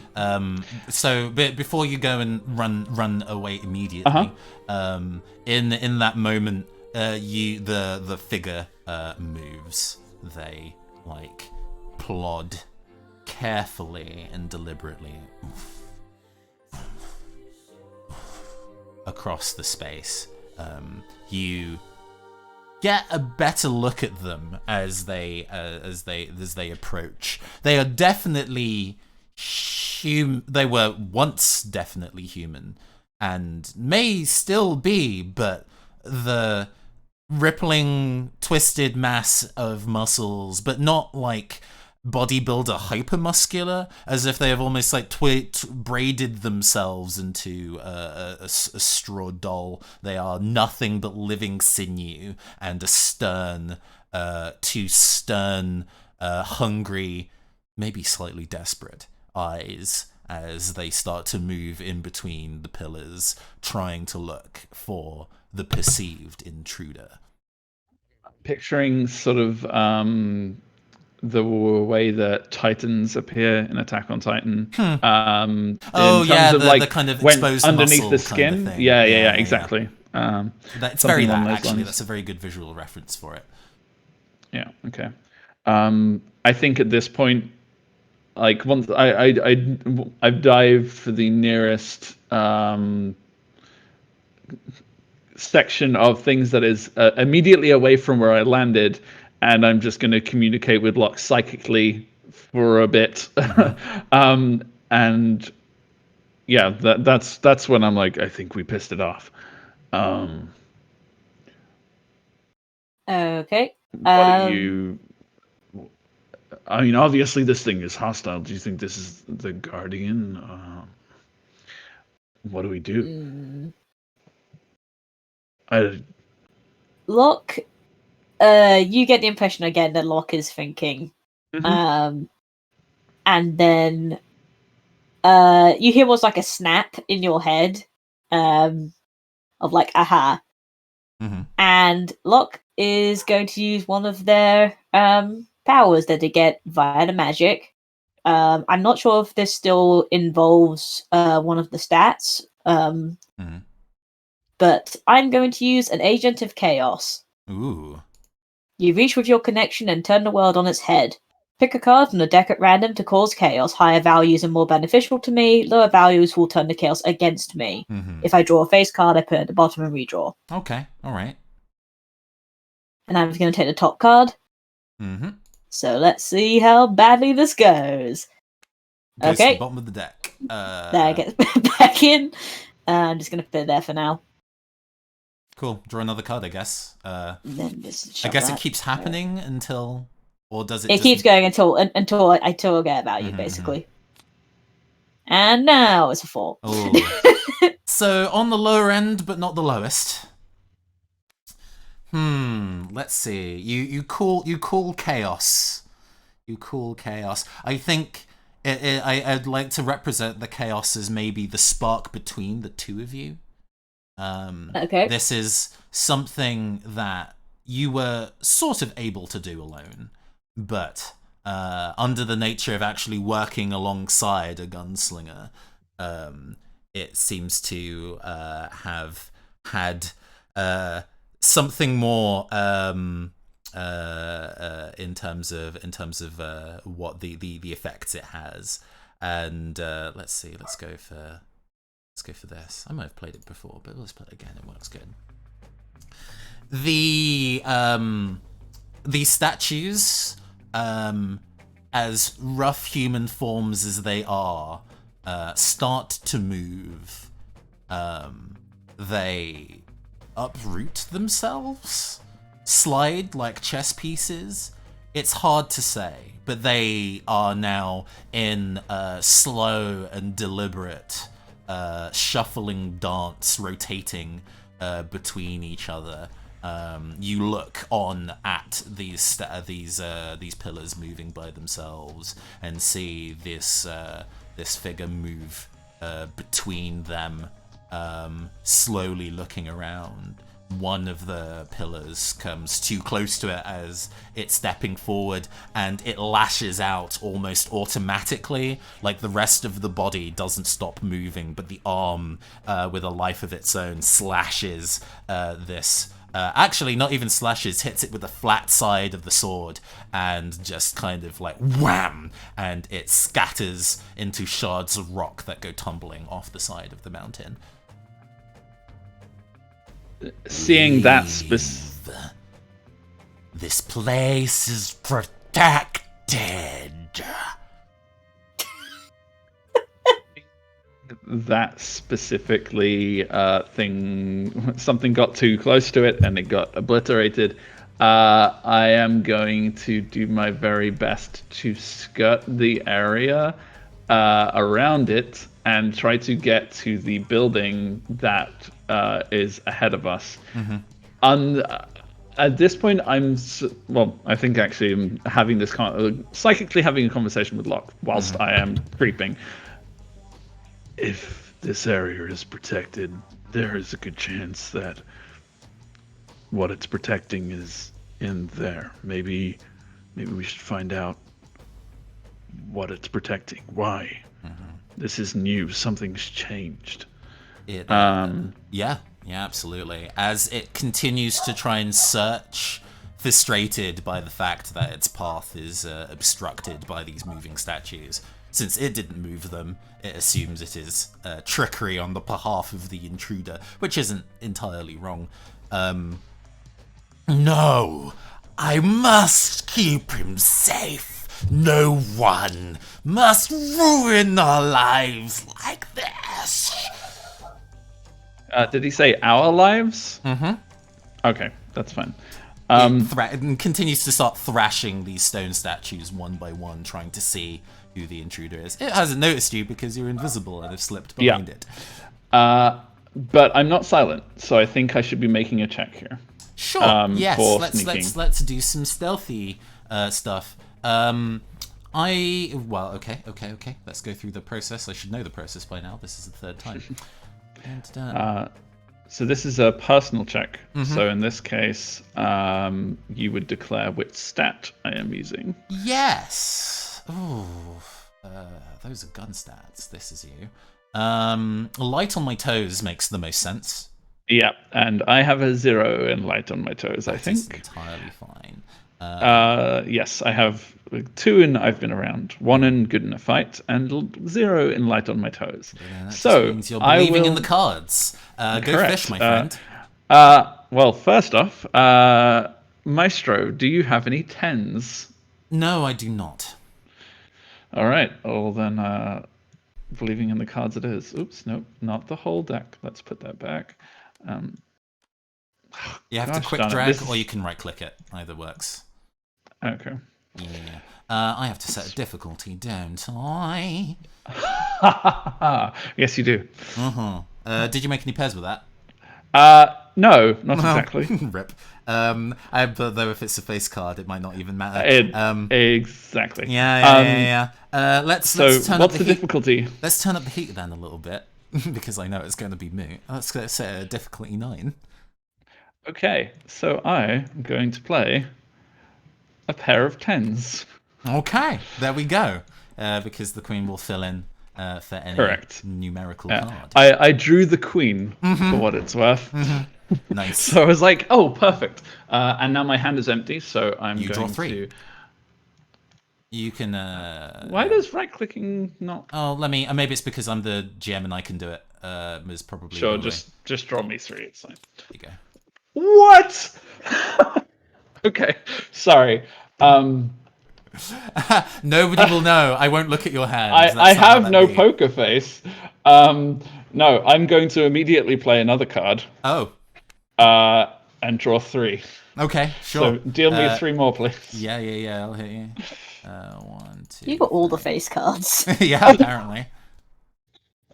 Oh, sorry. Hang on. I'm gonna just take a quick screenshot of this because this is ridiculous. Yeah, you can. You put it in the Discord afterwards. You know what? I'm gonna draw another 3. Okay. I mean, there's no max hand size as far as I'm aware. So, No, there isn't. So. That is beautiful. Yes. Strong luck. Nice. Okay, so resolving the sneak, it was a regular success. Correct, yes. So, yeah. I mean, is there any particular dramatics that you would like to put behind your sneaking? Truthfully, I think we... Being able to see into the ethereal plane, we can obviously see ourselves. I think we get a sort of shadowy form of me, and I think it alternates between me kind of crouch walking and then just being on all fours and crawling, and occasionally having to duck and weave behind these moving statues that Locke so helpfully put in the way of everything. Nice. But yeah, I think when I get close to the building, assuming that nothing there is immediately stopping us, is there any windows? So you approach this building, and it seems surprisingly cottage-like. Okay. There is again one of the thin-looking rivers that runs close by, and it seems that this river is one of the only methods of producing greenery in this neck of the woods that isn't covered in thorns and spikes and is a dull, menacing brown-grey. Although you look at the small plot of land next to it and it's barren, there is nothing there. There are windows, although it seems there's no glass. Maybe the window frame rotted out. Okay. I think I am sidling up to a window and peering in. I think I'm actually going to go to the back of the building so that there is a building between me and Mr. Flatblade, and try to peer through the window. And I think, given how cautiously I have been traversing this area, I think as I'm peering through the window is when the invisibility is going to be wearing off. You look inside, and the air is thick and dusty and dry. Nothing has lived here for a very long time. There is the echoes of a life here: books, crockery, a stove. Anything that was faintly organic has probably long since turned to dust, been chewed apart by bugs, rotted and withered away. Ratty blanket lies over a bed that looks like it maybe has something under it. It's quiet here, though.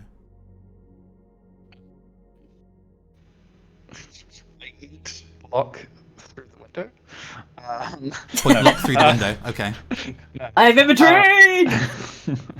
No, I think I am going to climb through the hole of a window, and lower myself carefully into the room. Again, sort of thinking Indiana Jones casting around the room with the gun, being but partially because, if there's something here, I'll shoot it, but also partially to let Locke have a look around. You continue to hear cries of frustration in the area outside, including a different voice. They're also here to pollute your home. Don't you realize that? They're here to rend your life. Leave your loved ones desolate. Never hold back. Destroy all of them. As the crumbling and thrashing and yelling continues. Something out there doesn't sound too friendly. Nope.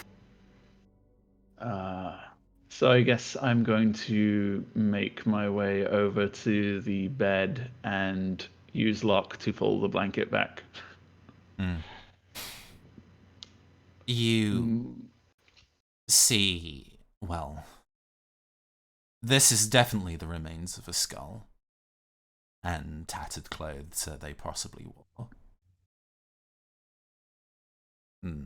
You aren't a biologist or anybody of medical profession, so you would really be able to tell too much about the person who it was from the bone records, but whoever was once here has not been here for a long time. But the Guardian is still relatively new, so I guess I'm going. It's about what I expected, and I'm going to look around the room and the property to see if I can find any kind of photographs or journals or similar. Okay, so there were three, when you kind of was called out to the void previously, and we got in a position where I'm like, 3 questions, and we asked 2, and we have a third one floating. Question answering within Gun and Slinger is actually quite specific in terms of collaborating together to answer questions, which at the time I was kind of like wanting to answer questions specifically, but we can group answer this one, I think. So yeah, if you would like to spend that third question here, we can work out together what is maybe the evidence that you find of this space. I am fine with that. So my question first, before we collaborate, is so we can determine what we find. Is it likely that anything in here is connected to what the Guardian is trying to protect? Indeed. And okay, cool. Indeed. I think whatever you end up finding on the other side involves 2 people. Cool. So what's more interesting to you, Locke? Because I suggested like a journal or family photos or whatever. What appeals to you in terms of this scene? So, is this in relation to what the Guardian is protecting, or in relation to what happened here? Yes. Because those feel to me like 2 distinct questions, considering the Guardian is recent. Well, they and could the be, corpse is old. but I mean, the just because the problems are recent. I mean, there's a lot of statues out there. So recent in terms of the. So the request said it was recent, but that machine's been there for millennia. So the machine True, yeah. Recent could still be long enough for a person to become a corpse. Or it could well be that the Guardian arrived, but was somehow connected to this person or place in some way.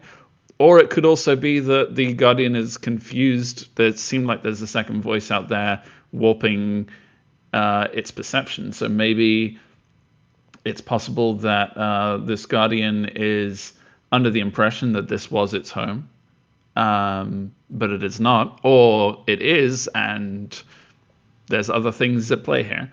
Okay, think- so in regards to what I think there is likely to be evidence that the Guardian is connected to this place I would specifically. agree. then I will Yeah. say the evidence that is found, or at least my suggestion, is a journal, but not specifically a personal journal. More like a scientific journal, a record of experiments, bits and pieces, notes, diagrams, blueprints, that kind of thing, much more technical. Okay. Yeah, I think there's probably something in the ballpark of, and to tie this in, there's a case, surprisingly made out of what would be like a hardware case that you would keep like filming equipment in, or like a pelly case as it's normally called. It's long, very long, almost 6 feet in length. And you open it and it's empty, but there's notes inside that are complicated and hard to read, but there is something about the nature of weapons and soul transference.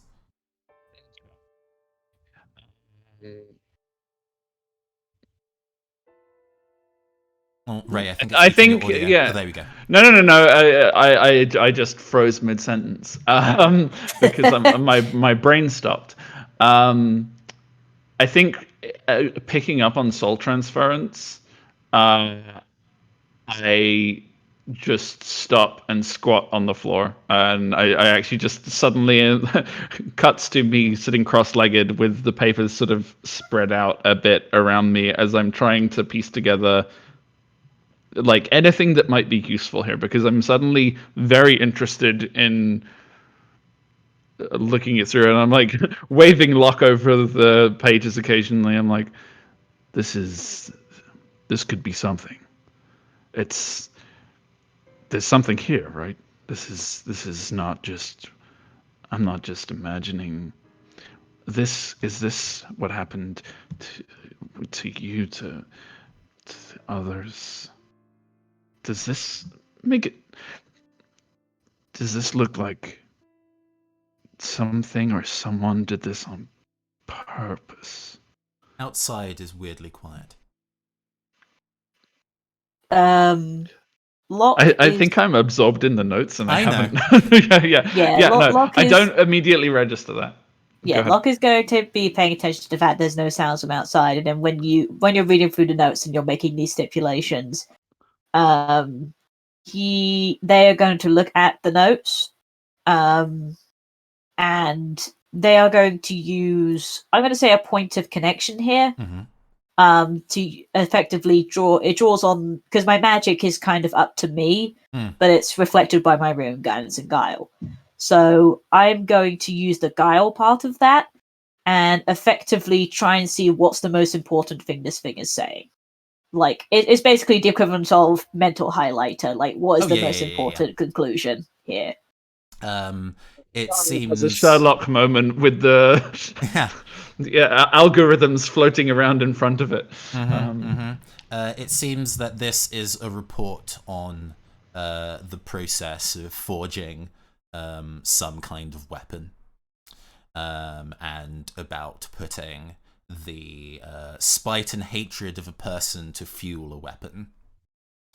There are notes that this is incredibly dangerous, and to only open this case and use it in the most extreme of circumstances, preferably within a testing facility. Considering Locke does not remember their background, and Gus does not necessarily look like somebody who would have an experience with R&D, so you're not necessarily sure where this is from or what this is in terms of like material type. But this is so out of genre with the rest of this quaint-looking cottage. Right, okay, yeah, it makes sense as well, because Locke's only getting the conclusion. He wouldn't necessarily get all the dots to fill it in. But this case doesn't look like it's from here. Right. Well, it's not from here, so there's no reason to ask too many questions about it. We probably need to deal with the big guy outside, though. If nothing else, put out of his misery. you see the way that... Oh, he ate a lot of that, I think, as you were talking quietly. Yeah, your sound. Yeah, it's, but how? It's... Didn't you see the way that it smashed those things? I am a little bit less durable than that, buddy. Gotta have a weakness somewhere. Do you communicate what you concluded to Gus? Yeah. Well, They will. let's have that tell- conversation, though. Yeah, they will tell you like the stuff they have gotten from the article about make the development of a weapon that essentially uses hatred to fuel it. But that is incredibly dangerous, not advised, and the facility to actually experiment with this thing should be away. So they don't know whether it's here, like this is the facility, or if it's somewhere else. It might be the mine. That's what they tell you. Doesn't seem like this is much of a lab. And best that I can figure, this case looks like it was probably carrying that sword.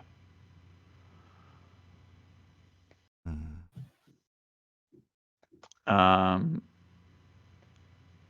Well, then we better go get it. Yeah, I think outside you hear useless. You can't protect anything, can you? They're not here. They've escaped. Or maybe while you were thrashing around, they got into the mine. And then this place will be polluted again, and it'll be all your fault. Your fault. Well, I'm just wondering. You can hear that, right? yep. That sounds pretty spiteful. Pretty angry. And I don't know. I guess I just like glance out the window. I'm guessing I can see an emotion aura coming from those two. You see two. One that you read pretty clearly as spiteful anger, and the other as desperate sadness. As the figure, shoulders slumped, sword dragging along the floor, turns to advance towards the mine in order to inspect to see whether the intruder got past them.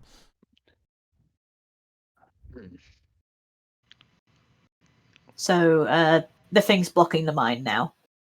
Yeah, it's starting to move towards the mine, so past the house. Right. Okay. That sword is the problem. The weapon is the problem. The thing that has it, I don't think it is necessarily hostile on its own. I think if we can separate the weapon and its wielder, if that is possible, maybe we can do some good here. Anything's possible if you got a gun. I'm not so sure that. I mean, you're very capable, Locke. No, Gus. I'm taking inspiration from our armless friend earlier. Just shoot the thing out of his hand. Oh. I guess we could try that. It'll at least give us time to get into the mine. Okay. Let's see what we can do. And I am going to slowly open the door and make my way to close the distance between us. Yeah, I'm not going to have you roll for, like, approach. Just tell me the way that you get their attention, just to expedite things on a little bit. Yeah, no. I think that's the thing. Are we looking to sneak attack here, Locke? I don't really think it And matters. I don't mean mechanically. I just mean from No, a story perspective. I don't really think it matters, because the thing is with something like trying to disarm an enemy is not the kind of thing you can necessarily do when you're sneak attacking them. It doesn't really make much of a difference.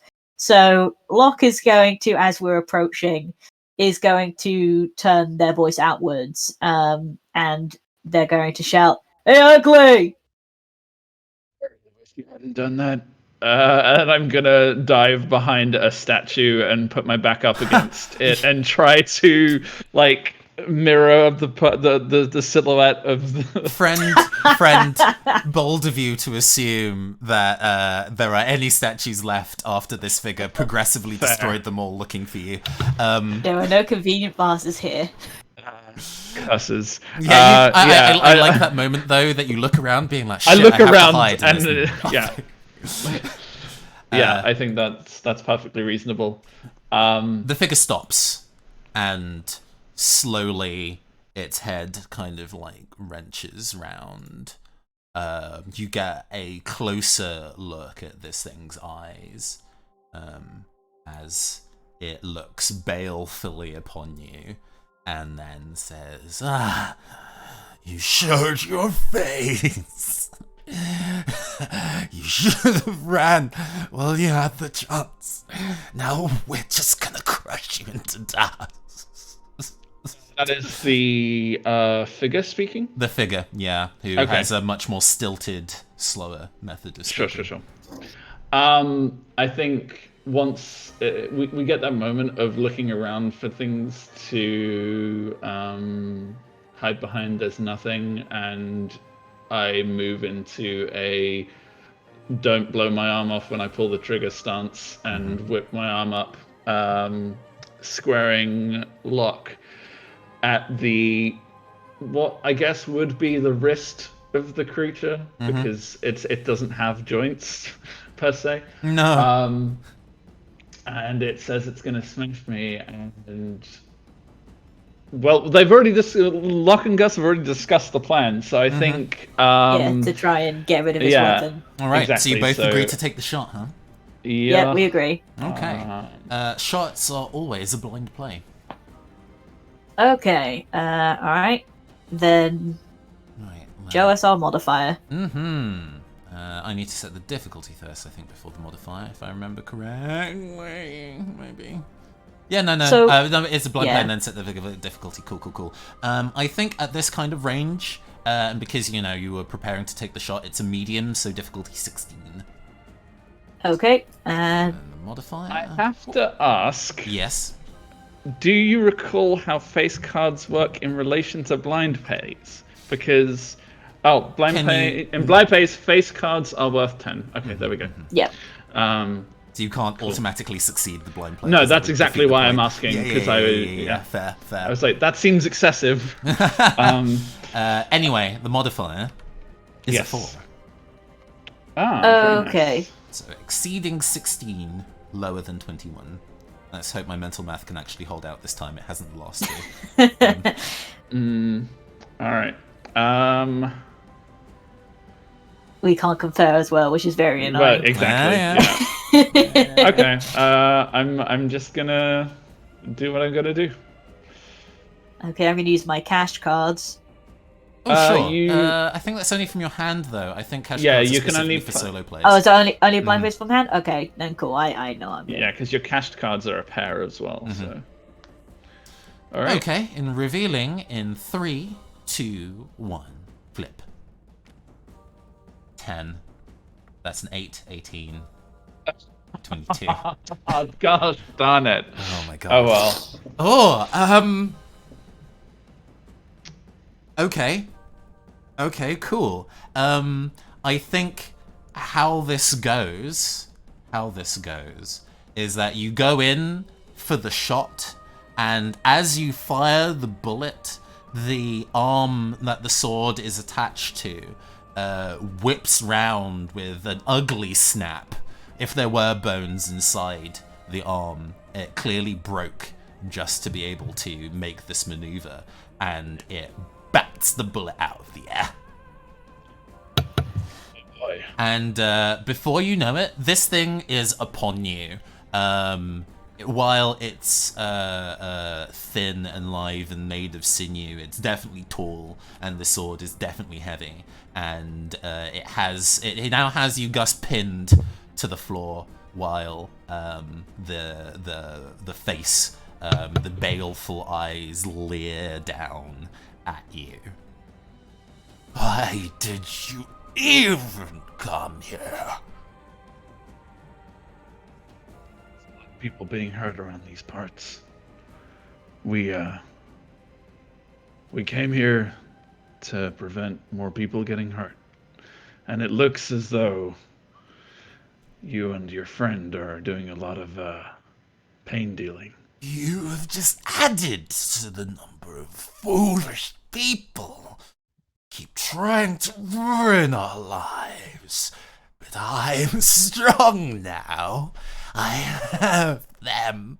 And between me and this, he gestures, or he kind of twists the sword in the ground, and shards of stone spatter the side of your face. My family can be protected. Gus is going to look over the thing's shoulder as it's pinning him down. And shout, "No, don't go!" Oh, the What? Discord ate that. Yeah. Oh, they probably blew it out. He shouts, "No, don't go into the mine." Okay. Huh. So Locke is going to, because I imagine Locke is effectively been separated from Gus. There is a Because specific he's been thrown back. Yeah, So. there's a specific mechanic that does that. Yeah, you can force it to happen, but if you want to be separated, then hell reasonable. yeah, I'm more This than seems happy to a let you. reasonable expectation Yeah, to see. put yourself into a worse situation for the story. Absolutely. Yeah. Locke is going to use his very limited telekinetic powers he has to very slowly inch himself towards the cave. Oh, towards the entrance of the mine. Okay. Yeah, when he's don't go to the mine. If you share your thoughts with Locke, that will change what they do. But what was your idea here? He is literally just trying to because you're the just thing trying is to trying get to look over his protect shoulder. it to snap it to stop focusing on me for a hot minute. But if Locke wants to use that's fine. his... If no. that's What I was going to say was if Locke wants to use his telekinetic ability to perhaps maybe throw a rock into the mine or something so that it appears something really has made its way into the cave. That you could know what that makes more sense. And considering it's telekinetic, of you course. can share that. That would have been moment. A fraction of the So moment. at that point, Yeah. then Locke is going to find one of many rocks that have probably come down here now from the destruction of the statues and everything else. And they are going to grab one of the rocks with their telekinetic sort of force and are going to throw it at the cave mouth at the mine. As it Not safe in there. As it happens, this figure, despite being desperate and twisted, is not stupid. The head and neck wrench backwards around to look behind themselves at the mine entrance, while Enough to throw it off balance. that's the thing. It seems that the body of this is quite flexible despite being heavy. The sword embedded into the ground intonates, "Two heads are better than one, but nice try." Regardless, as it whips its head backwards, I'm going to try and kick its knees out from underneath it and scramble out from underneath its pin. Remember, you have a knife. Yeah. But Okay. I figure if I'm pinned, then I'm gonna That's fair. not necessarily have access to my knife, but our legs are probably approximately within range of one another. Sure. I mean, that seems like a fancy sounding stunt, lad. So I guess Sure. it's a solo play for that. Let's go And and look at good in a what's fight. that. Yeah, that seems most reasonable. 1 point of that, right? Okay. So we've declared that first. Then we go and declare. Oh, right. I have to do a check. Maestro, So- do you have any 5s? I do not go fish. Cool. Oh, do you actually have any pairs in that run of cards in your hand? No. Actually, yes, I do, technically. Yeah, those should but automatically be placed in the thing, but yeah. I don't know that they do. I mean, if their faces, I suppose it Yeah, shouldn't matter. That's different. That's what I'm thinking. Yeah.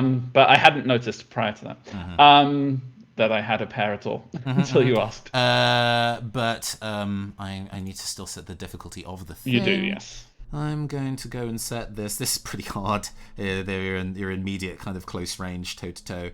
So let's go set this at difficulty 9. Cool.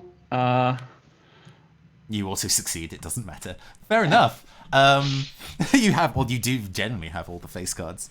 Okay. I do genuinely have all the face cards. It's ridiculous. Hey, that's how that goes. Three card draw is very strong.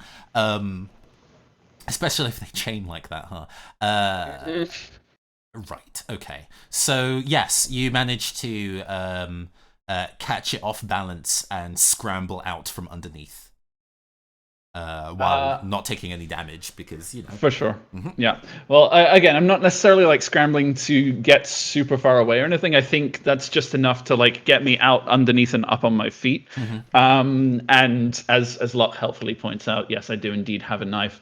And I take it out and I hold it in a sort of ready position, CQC, and then I look at his sword and I'm like, yeah. Look around for Locke.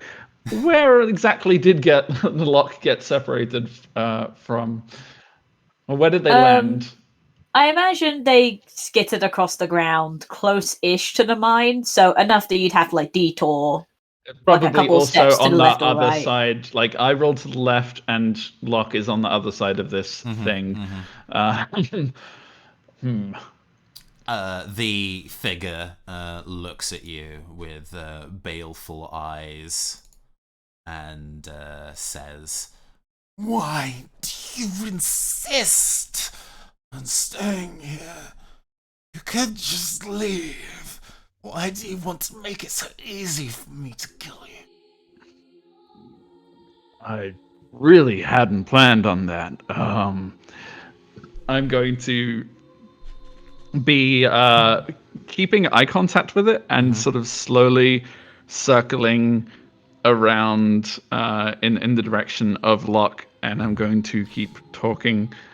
Okay, an important point of order as you do this. You can still give the line, but where you are currently positioned, both sides circling around and we'll get to the behind the figure. But one takes you closer towards the cottage. Okay. Which direction are you going in? So I was thinking, I'm just going to do a quick little dot of a quick little pencil drawing of positions. So if I'm thinking the cave is here, the house is here, the figure is there, Locke is over there, and I rolled out this way. I was thinking about rotating around it. Getting closer that to way. the house. So it would actually put me, for the sake of honesty, yes, it would put me closer to the cottage. Can I ask to do something here? Again, I have small telekinetic powers, and I'm going to do something stupid. So Locke, seeing that Gus is, as far as he can almost see, pinned against the wall and is going to be doing something stupid, decides, okay, this is going to hurt. And Locke is going to telekinetically shift themselves forward such that the figure, as it's moving forward, will kick them towards Gus. Okay. So effectively, self and other propulsion. I mean, I'm fine to do a check for this. I mean, we're in a whatever. position where this kind of like squaring off is coming to a head, where there needs to kind of resolve whether this is a fight or flee or reason circumstance. So I think a lot of this just kind of happens simultaneously, where Gus starts to move around, and because it's shuffling closer to the house, the figure roars, "No! Stay away from him!" and tries to kind of flat side of the sword slam you back the other way. At the same time, Locke flings themselves towards the pair of the figure and Gus, and kind of gets underfoot of the figure, which puts off their aim somewhat. Locke gets kicked into the air. You get kicked, and that probably sucks, but you're a gun, so you know. The slap shot of the sword does not really hit true or with too much force. It pushes Gus away, but doesn't deal much. Doesn't really deal any major damage. As they fling through the air, as they get knocked away. The figure is crying now in frustration. Why do you... You said that we came here to make it easy for you to kill us. But why do you want to kill us? Because we're going after something it's protecting. Everyone house. needs to use the mine. It pollutes us. It ruins everything, and I won't let you ruin us anymore. That seems fair. Let's go. We were happy. I think I don't immediately say anything to that. Largely because I have been doing a lot of talking, Locke. Can Locke make an educated guess? Because obviously the figure went more irate when we were closer to the house, and said, "Don't go to him. Like, don't hurt him." I'm guessing Locke can Locke remember if any of the part of the skeleton they found, if there was anything to demarcate it as as male. At this point, the neither of you have the kind of medical profession to be able to kind of check that kind of thing. Okay. And, you know, in which case, then Locke is just going to make. You can probably still make a reasonable logical leap considering the path that you're going on. Yes. Yeah, Locke can make a guess that this is what's happened. And Locke is going to again shift their voice outwards. You mean the one in that house? Was he your creator? The sword laughs. Creator, no! I made this man into the strapping beast he is now. He made a wish and I filled! Then who was them? He? Oh, I don't know. You would feel like the sword would kind of like shrug in a nonchalant manner if they had any part of their physicality to be able to do such a thing. But you're aware of that kind of expression of physicality being. The sword shrugs, I will say. Oh, I don't know. Partner, boyfriend, whatever. Sickly, I think. Okay. Figure. And is going to direct a voice towards the figure holding the sword. I mean, I assume this is all audible within the space. It's the equivalent of a call. The person in there is already dead. They have been for a long time. Likely killed by that sword you're holding. Oh, I would never do such a thing. That would be turning down the deal. After all, I'm here to help.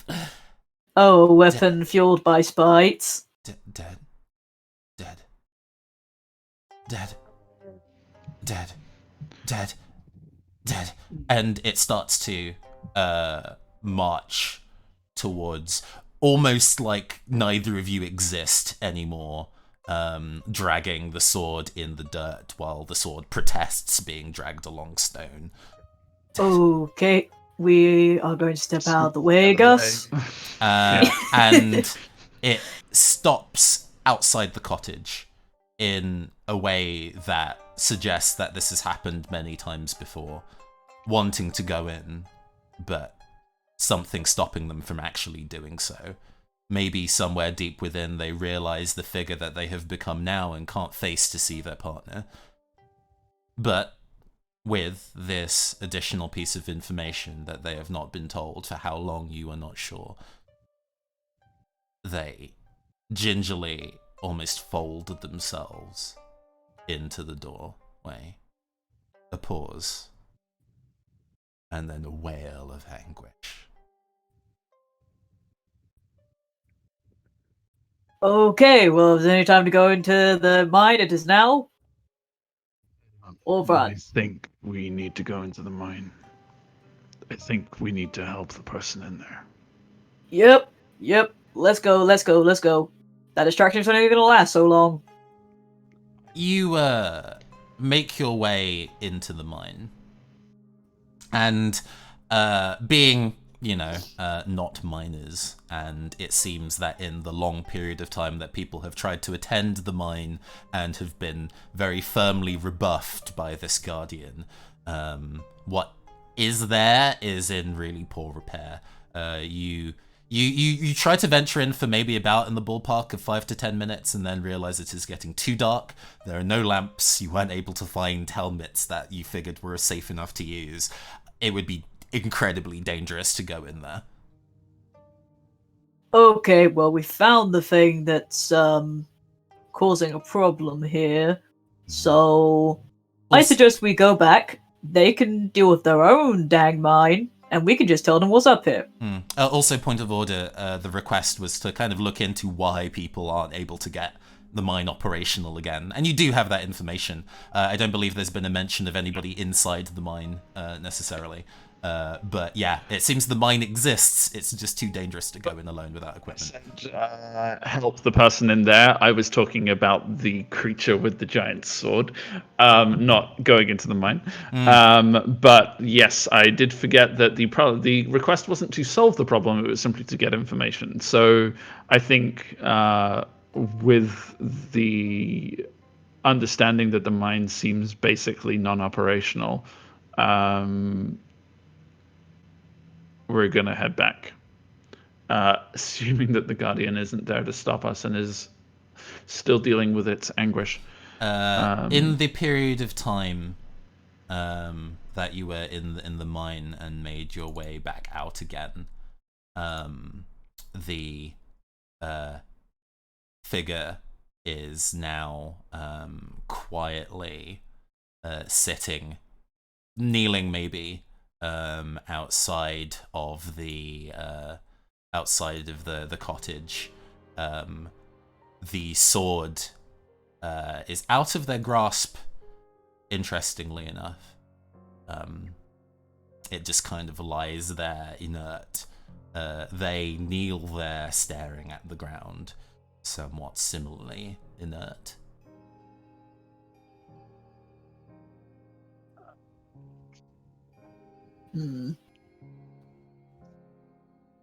What do you do, Gus?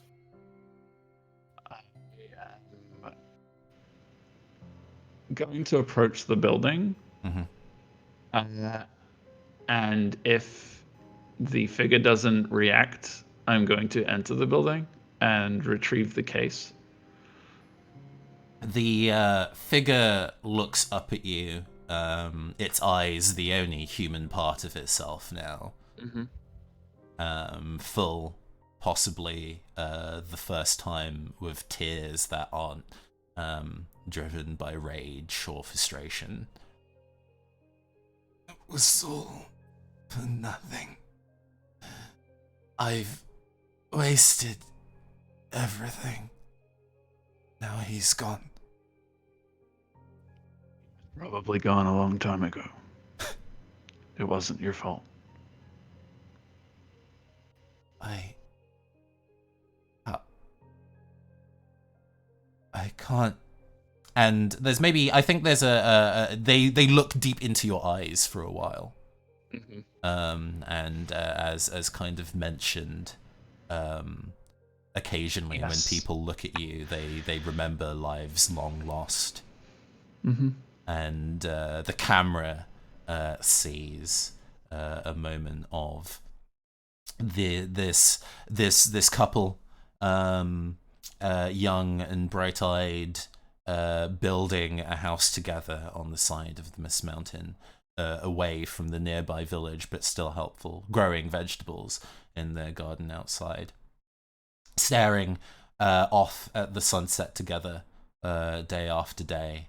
One of them realizing that actually this outcropping of rock nearby the cave is actually a mine, and it's starting up a business and people from the nearby town moving in to start mining the place. And as they started mining, effluents of oil and sludged rock pouring out of the cave face, polluting the waters, killing what crops they had grown themselves, ruining their lives when they would have figured that finding this cave would be a way for them to live comfortably. The man tries his best to ensure that he can protect his property, his partner. And it turns out that the neighboring town and the mayor of the town has grown too rich, too fat, figuratively, off the spoils that has been withdrawn, and they are too strong now to fight. So they turned to what other tool that this town could not have. They turned to a weapon and became a displaced. And with the ability to work alongside the displaced, they were able to rebuff 1, 2, 5, 10, 20. The bodies became hard to count. And then the number of bodies showing up slowed and just kind of came to a halt. But there's always one. There's always one who wants to go and claim the spoils. So he waited, and waited, and waited. But it seems he has waited too long.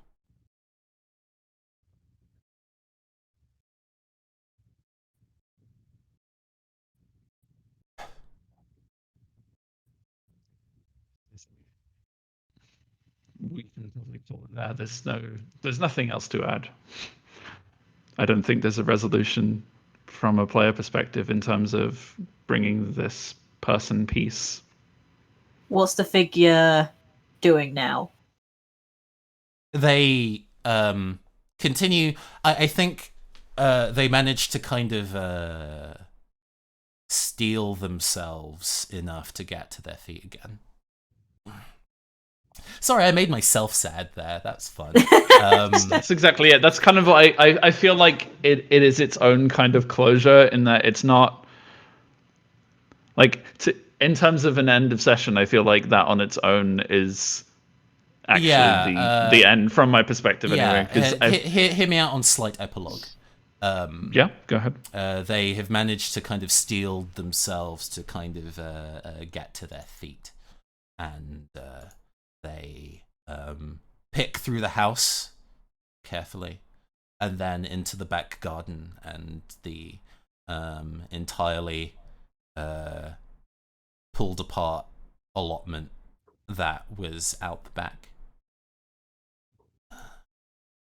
And they begin to, in the simplest way possible, begin to arrange things so they can start tending to it. There was an advantage to the fact that the figure managed to defend the place for so long. The water here has remained clean for however long, and this place is actually the most verdant you've seen on the mountain so far. Not as verdant as the garden ruins that you might eventually find on the other side of the mountains, but still. And digging through the soil, the figure does find one thing. A seed. They may not have been able to look after their partner for the last, well, goodness knows how long. But this is one thing that they might be able to grow into something beautiful. And that is going to be our session of Gun and Slinger, everybody. Very much, my friend. Oh boy. So just because I want to demonstrate something for a moment, okay? Yeah. So this card was mine. Oh, hold on. Sorry, And- let me switch back to card view again. I switch. So yeah. So those are the 4 that I played. Mm-hmm.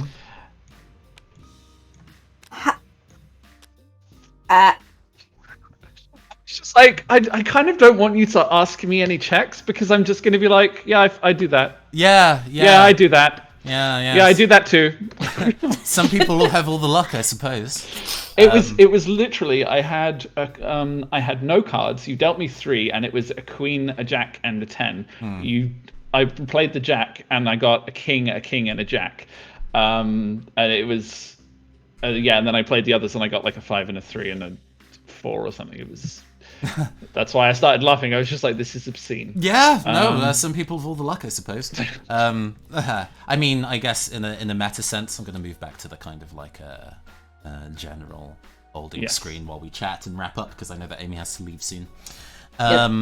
Yeah, there's the meta play of Gun and Slinger where being cognizant of what other people might have in their hands and specifically fishing for those. They might not necessarily be to make pairs, but say, for example, Amy could have been like wanted to make solo checks so she could fish in your hand, for example. True. Which might be selfish, but might also be useful, who knows. But that was... that hadn't actually occurred to me. That's a pretty good... that would be an interesting way to play. There are there's another card-based tabletop RPG called Mystic Lilies, done by Will Yule, that I really enjoy. But that also has a degree of card counting and being aware what other cards people have. And I did kind of mentally apply that to how I might play this game if I was a player.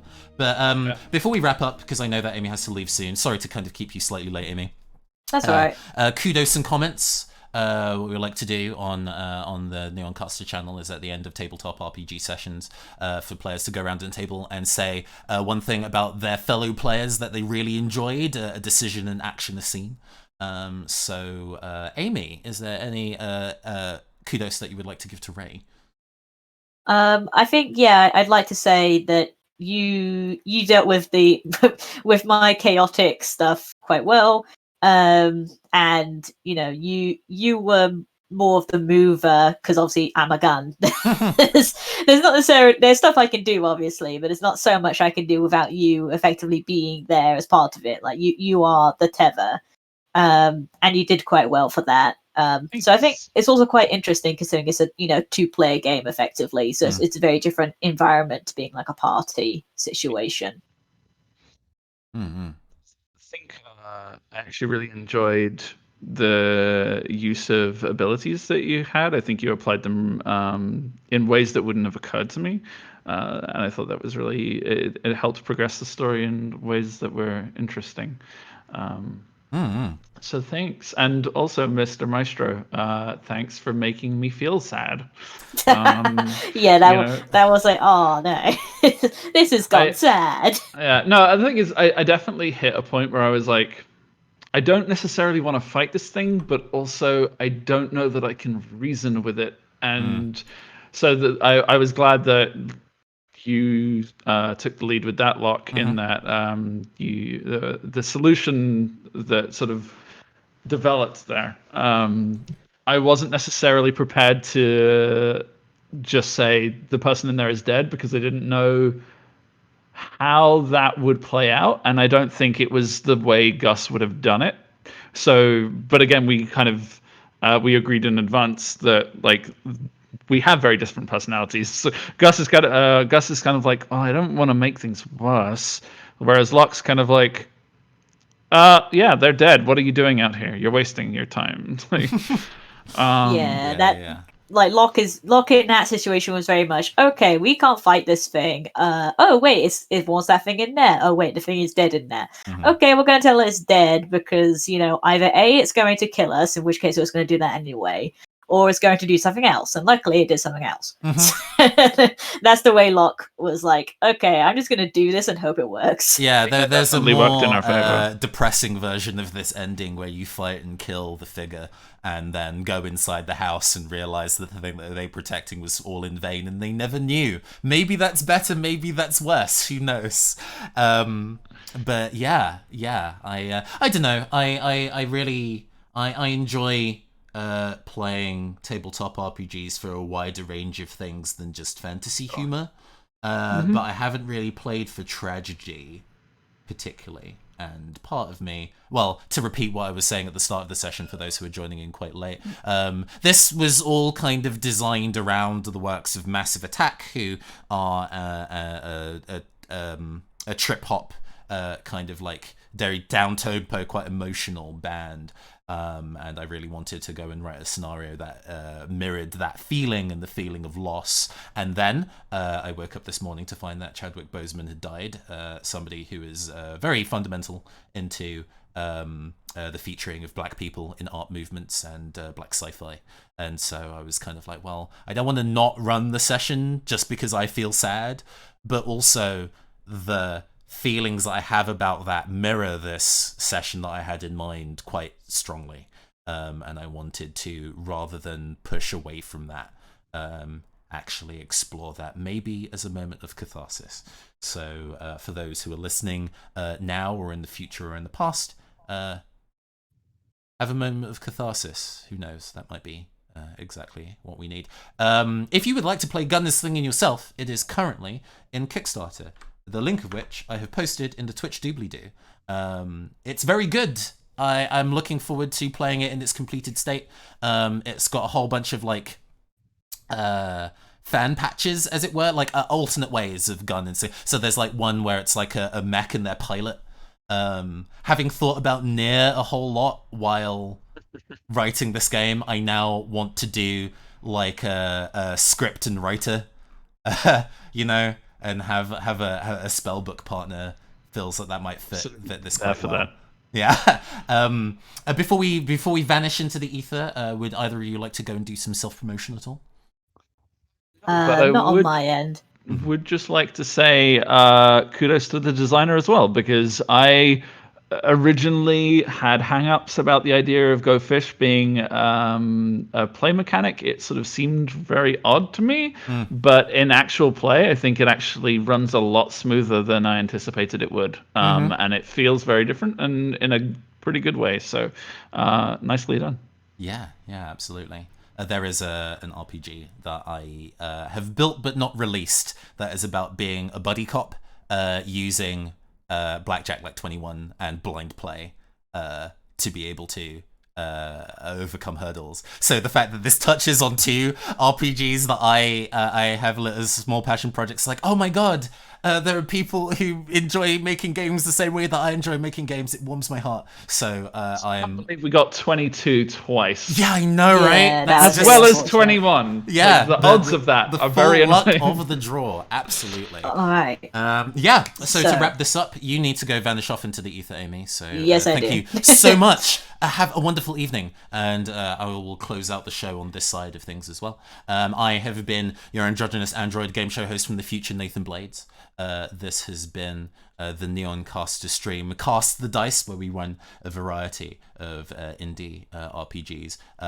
I've never directly offered this, but to be honest, if you run an indie RPG and it's in a genre I fuck with, and if you know me well enough, you probably know what genres I'm interested in, absolutely let me know, and I'll probably run it on this show at some point. I would love to play a wider range of indie RPGs. And with that, I bid you all good evening.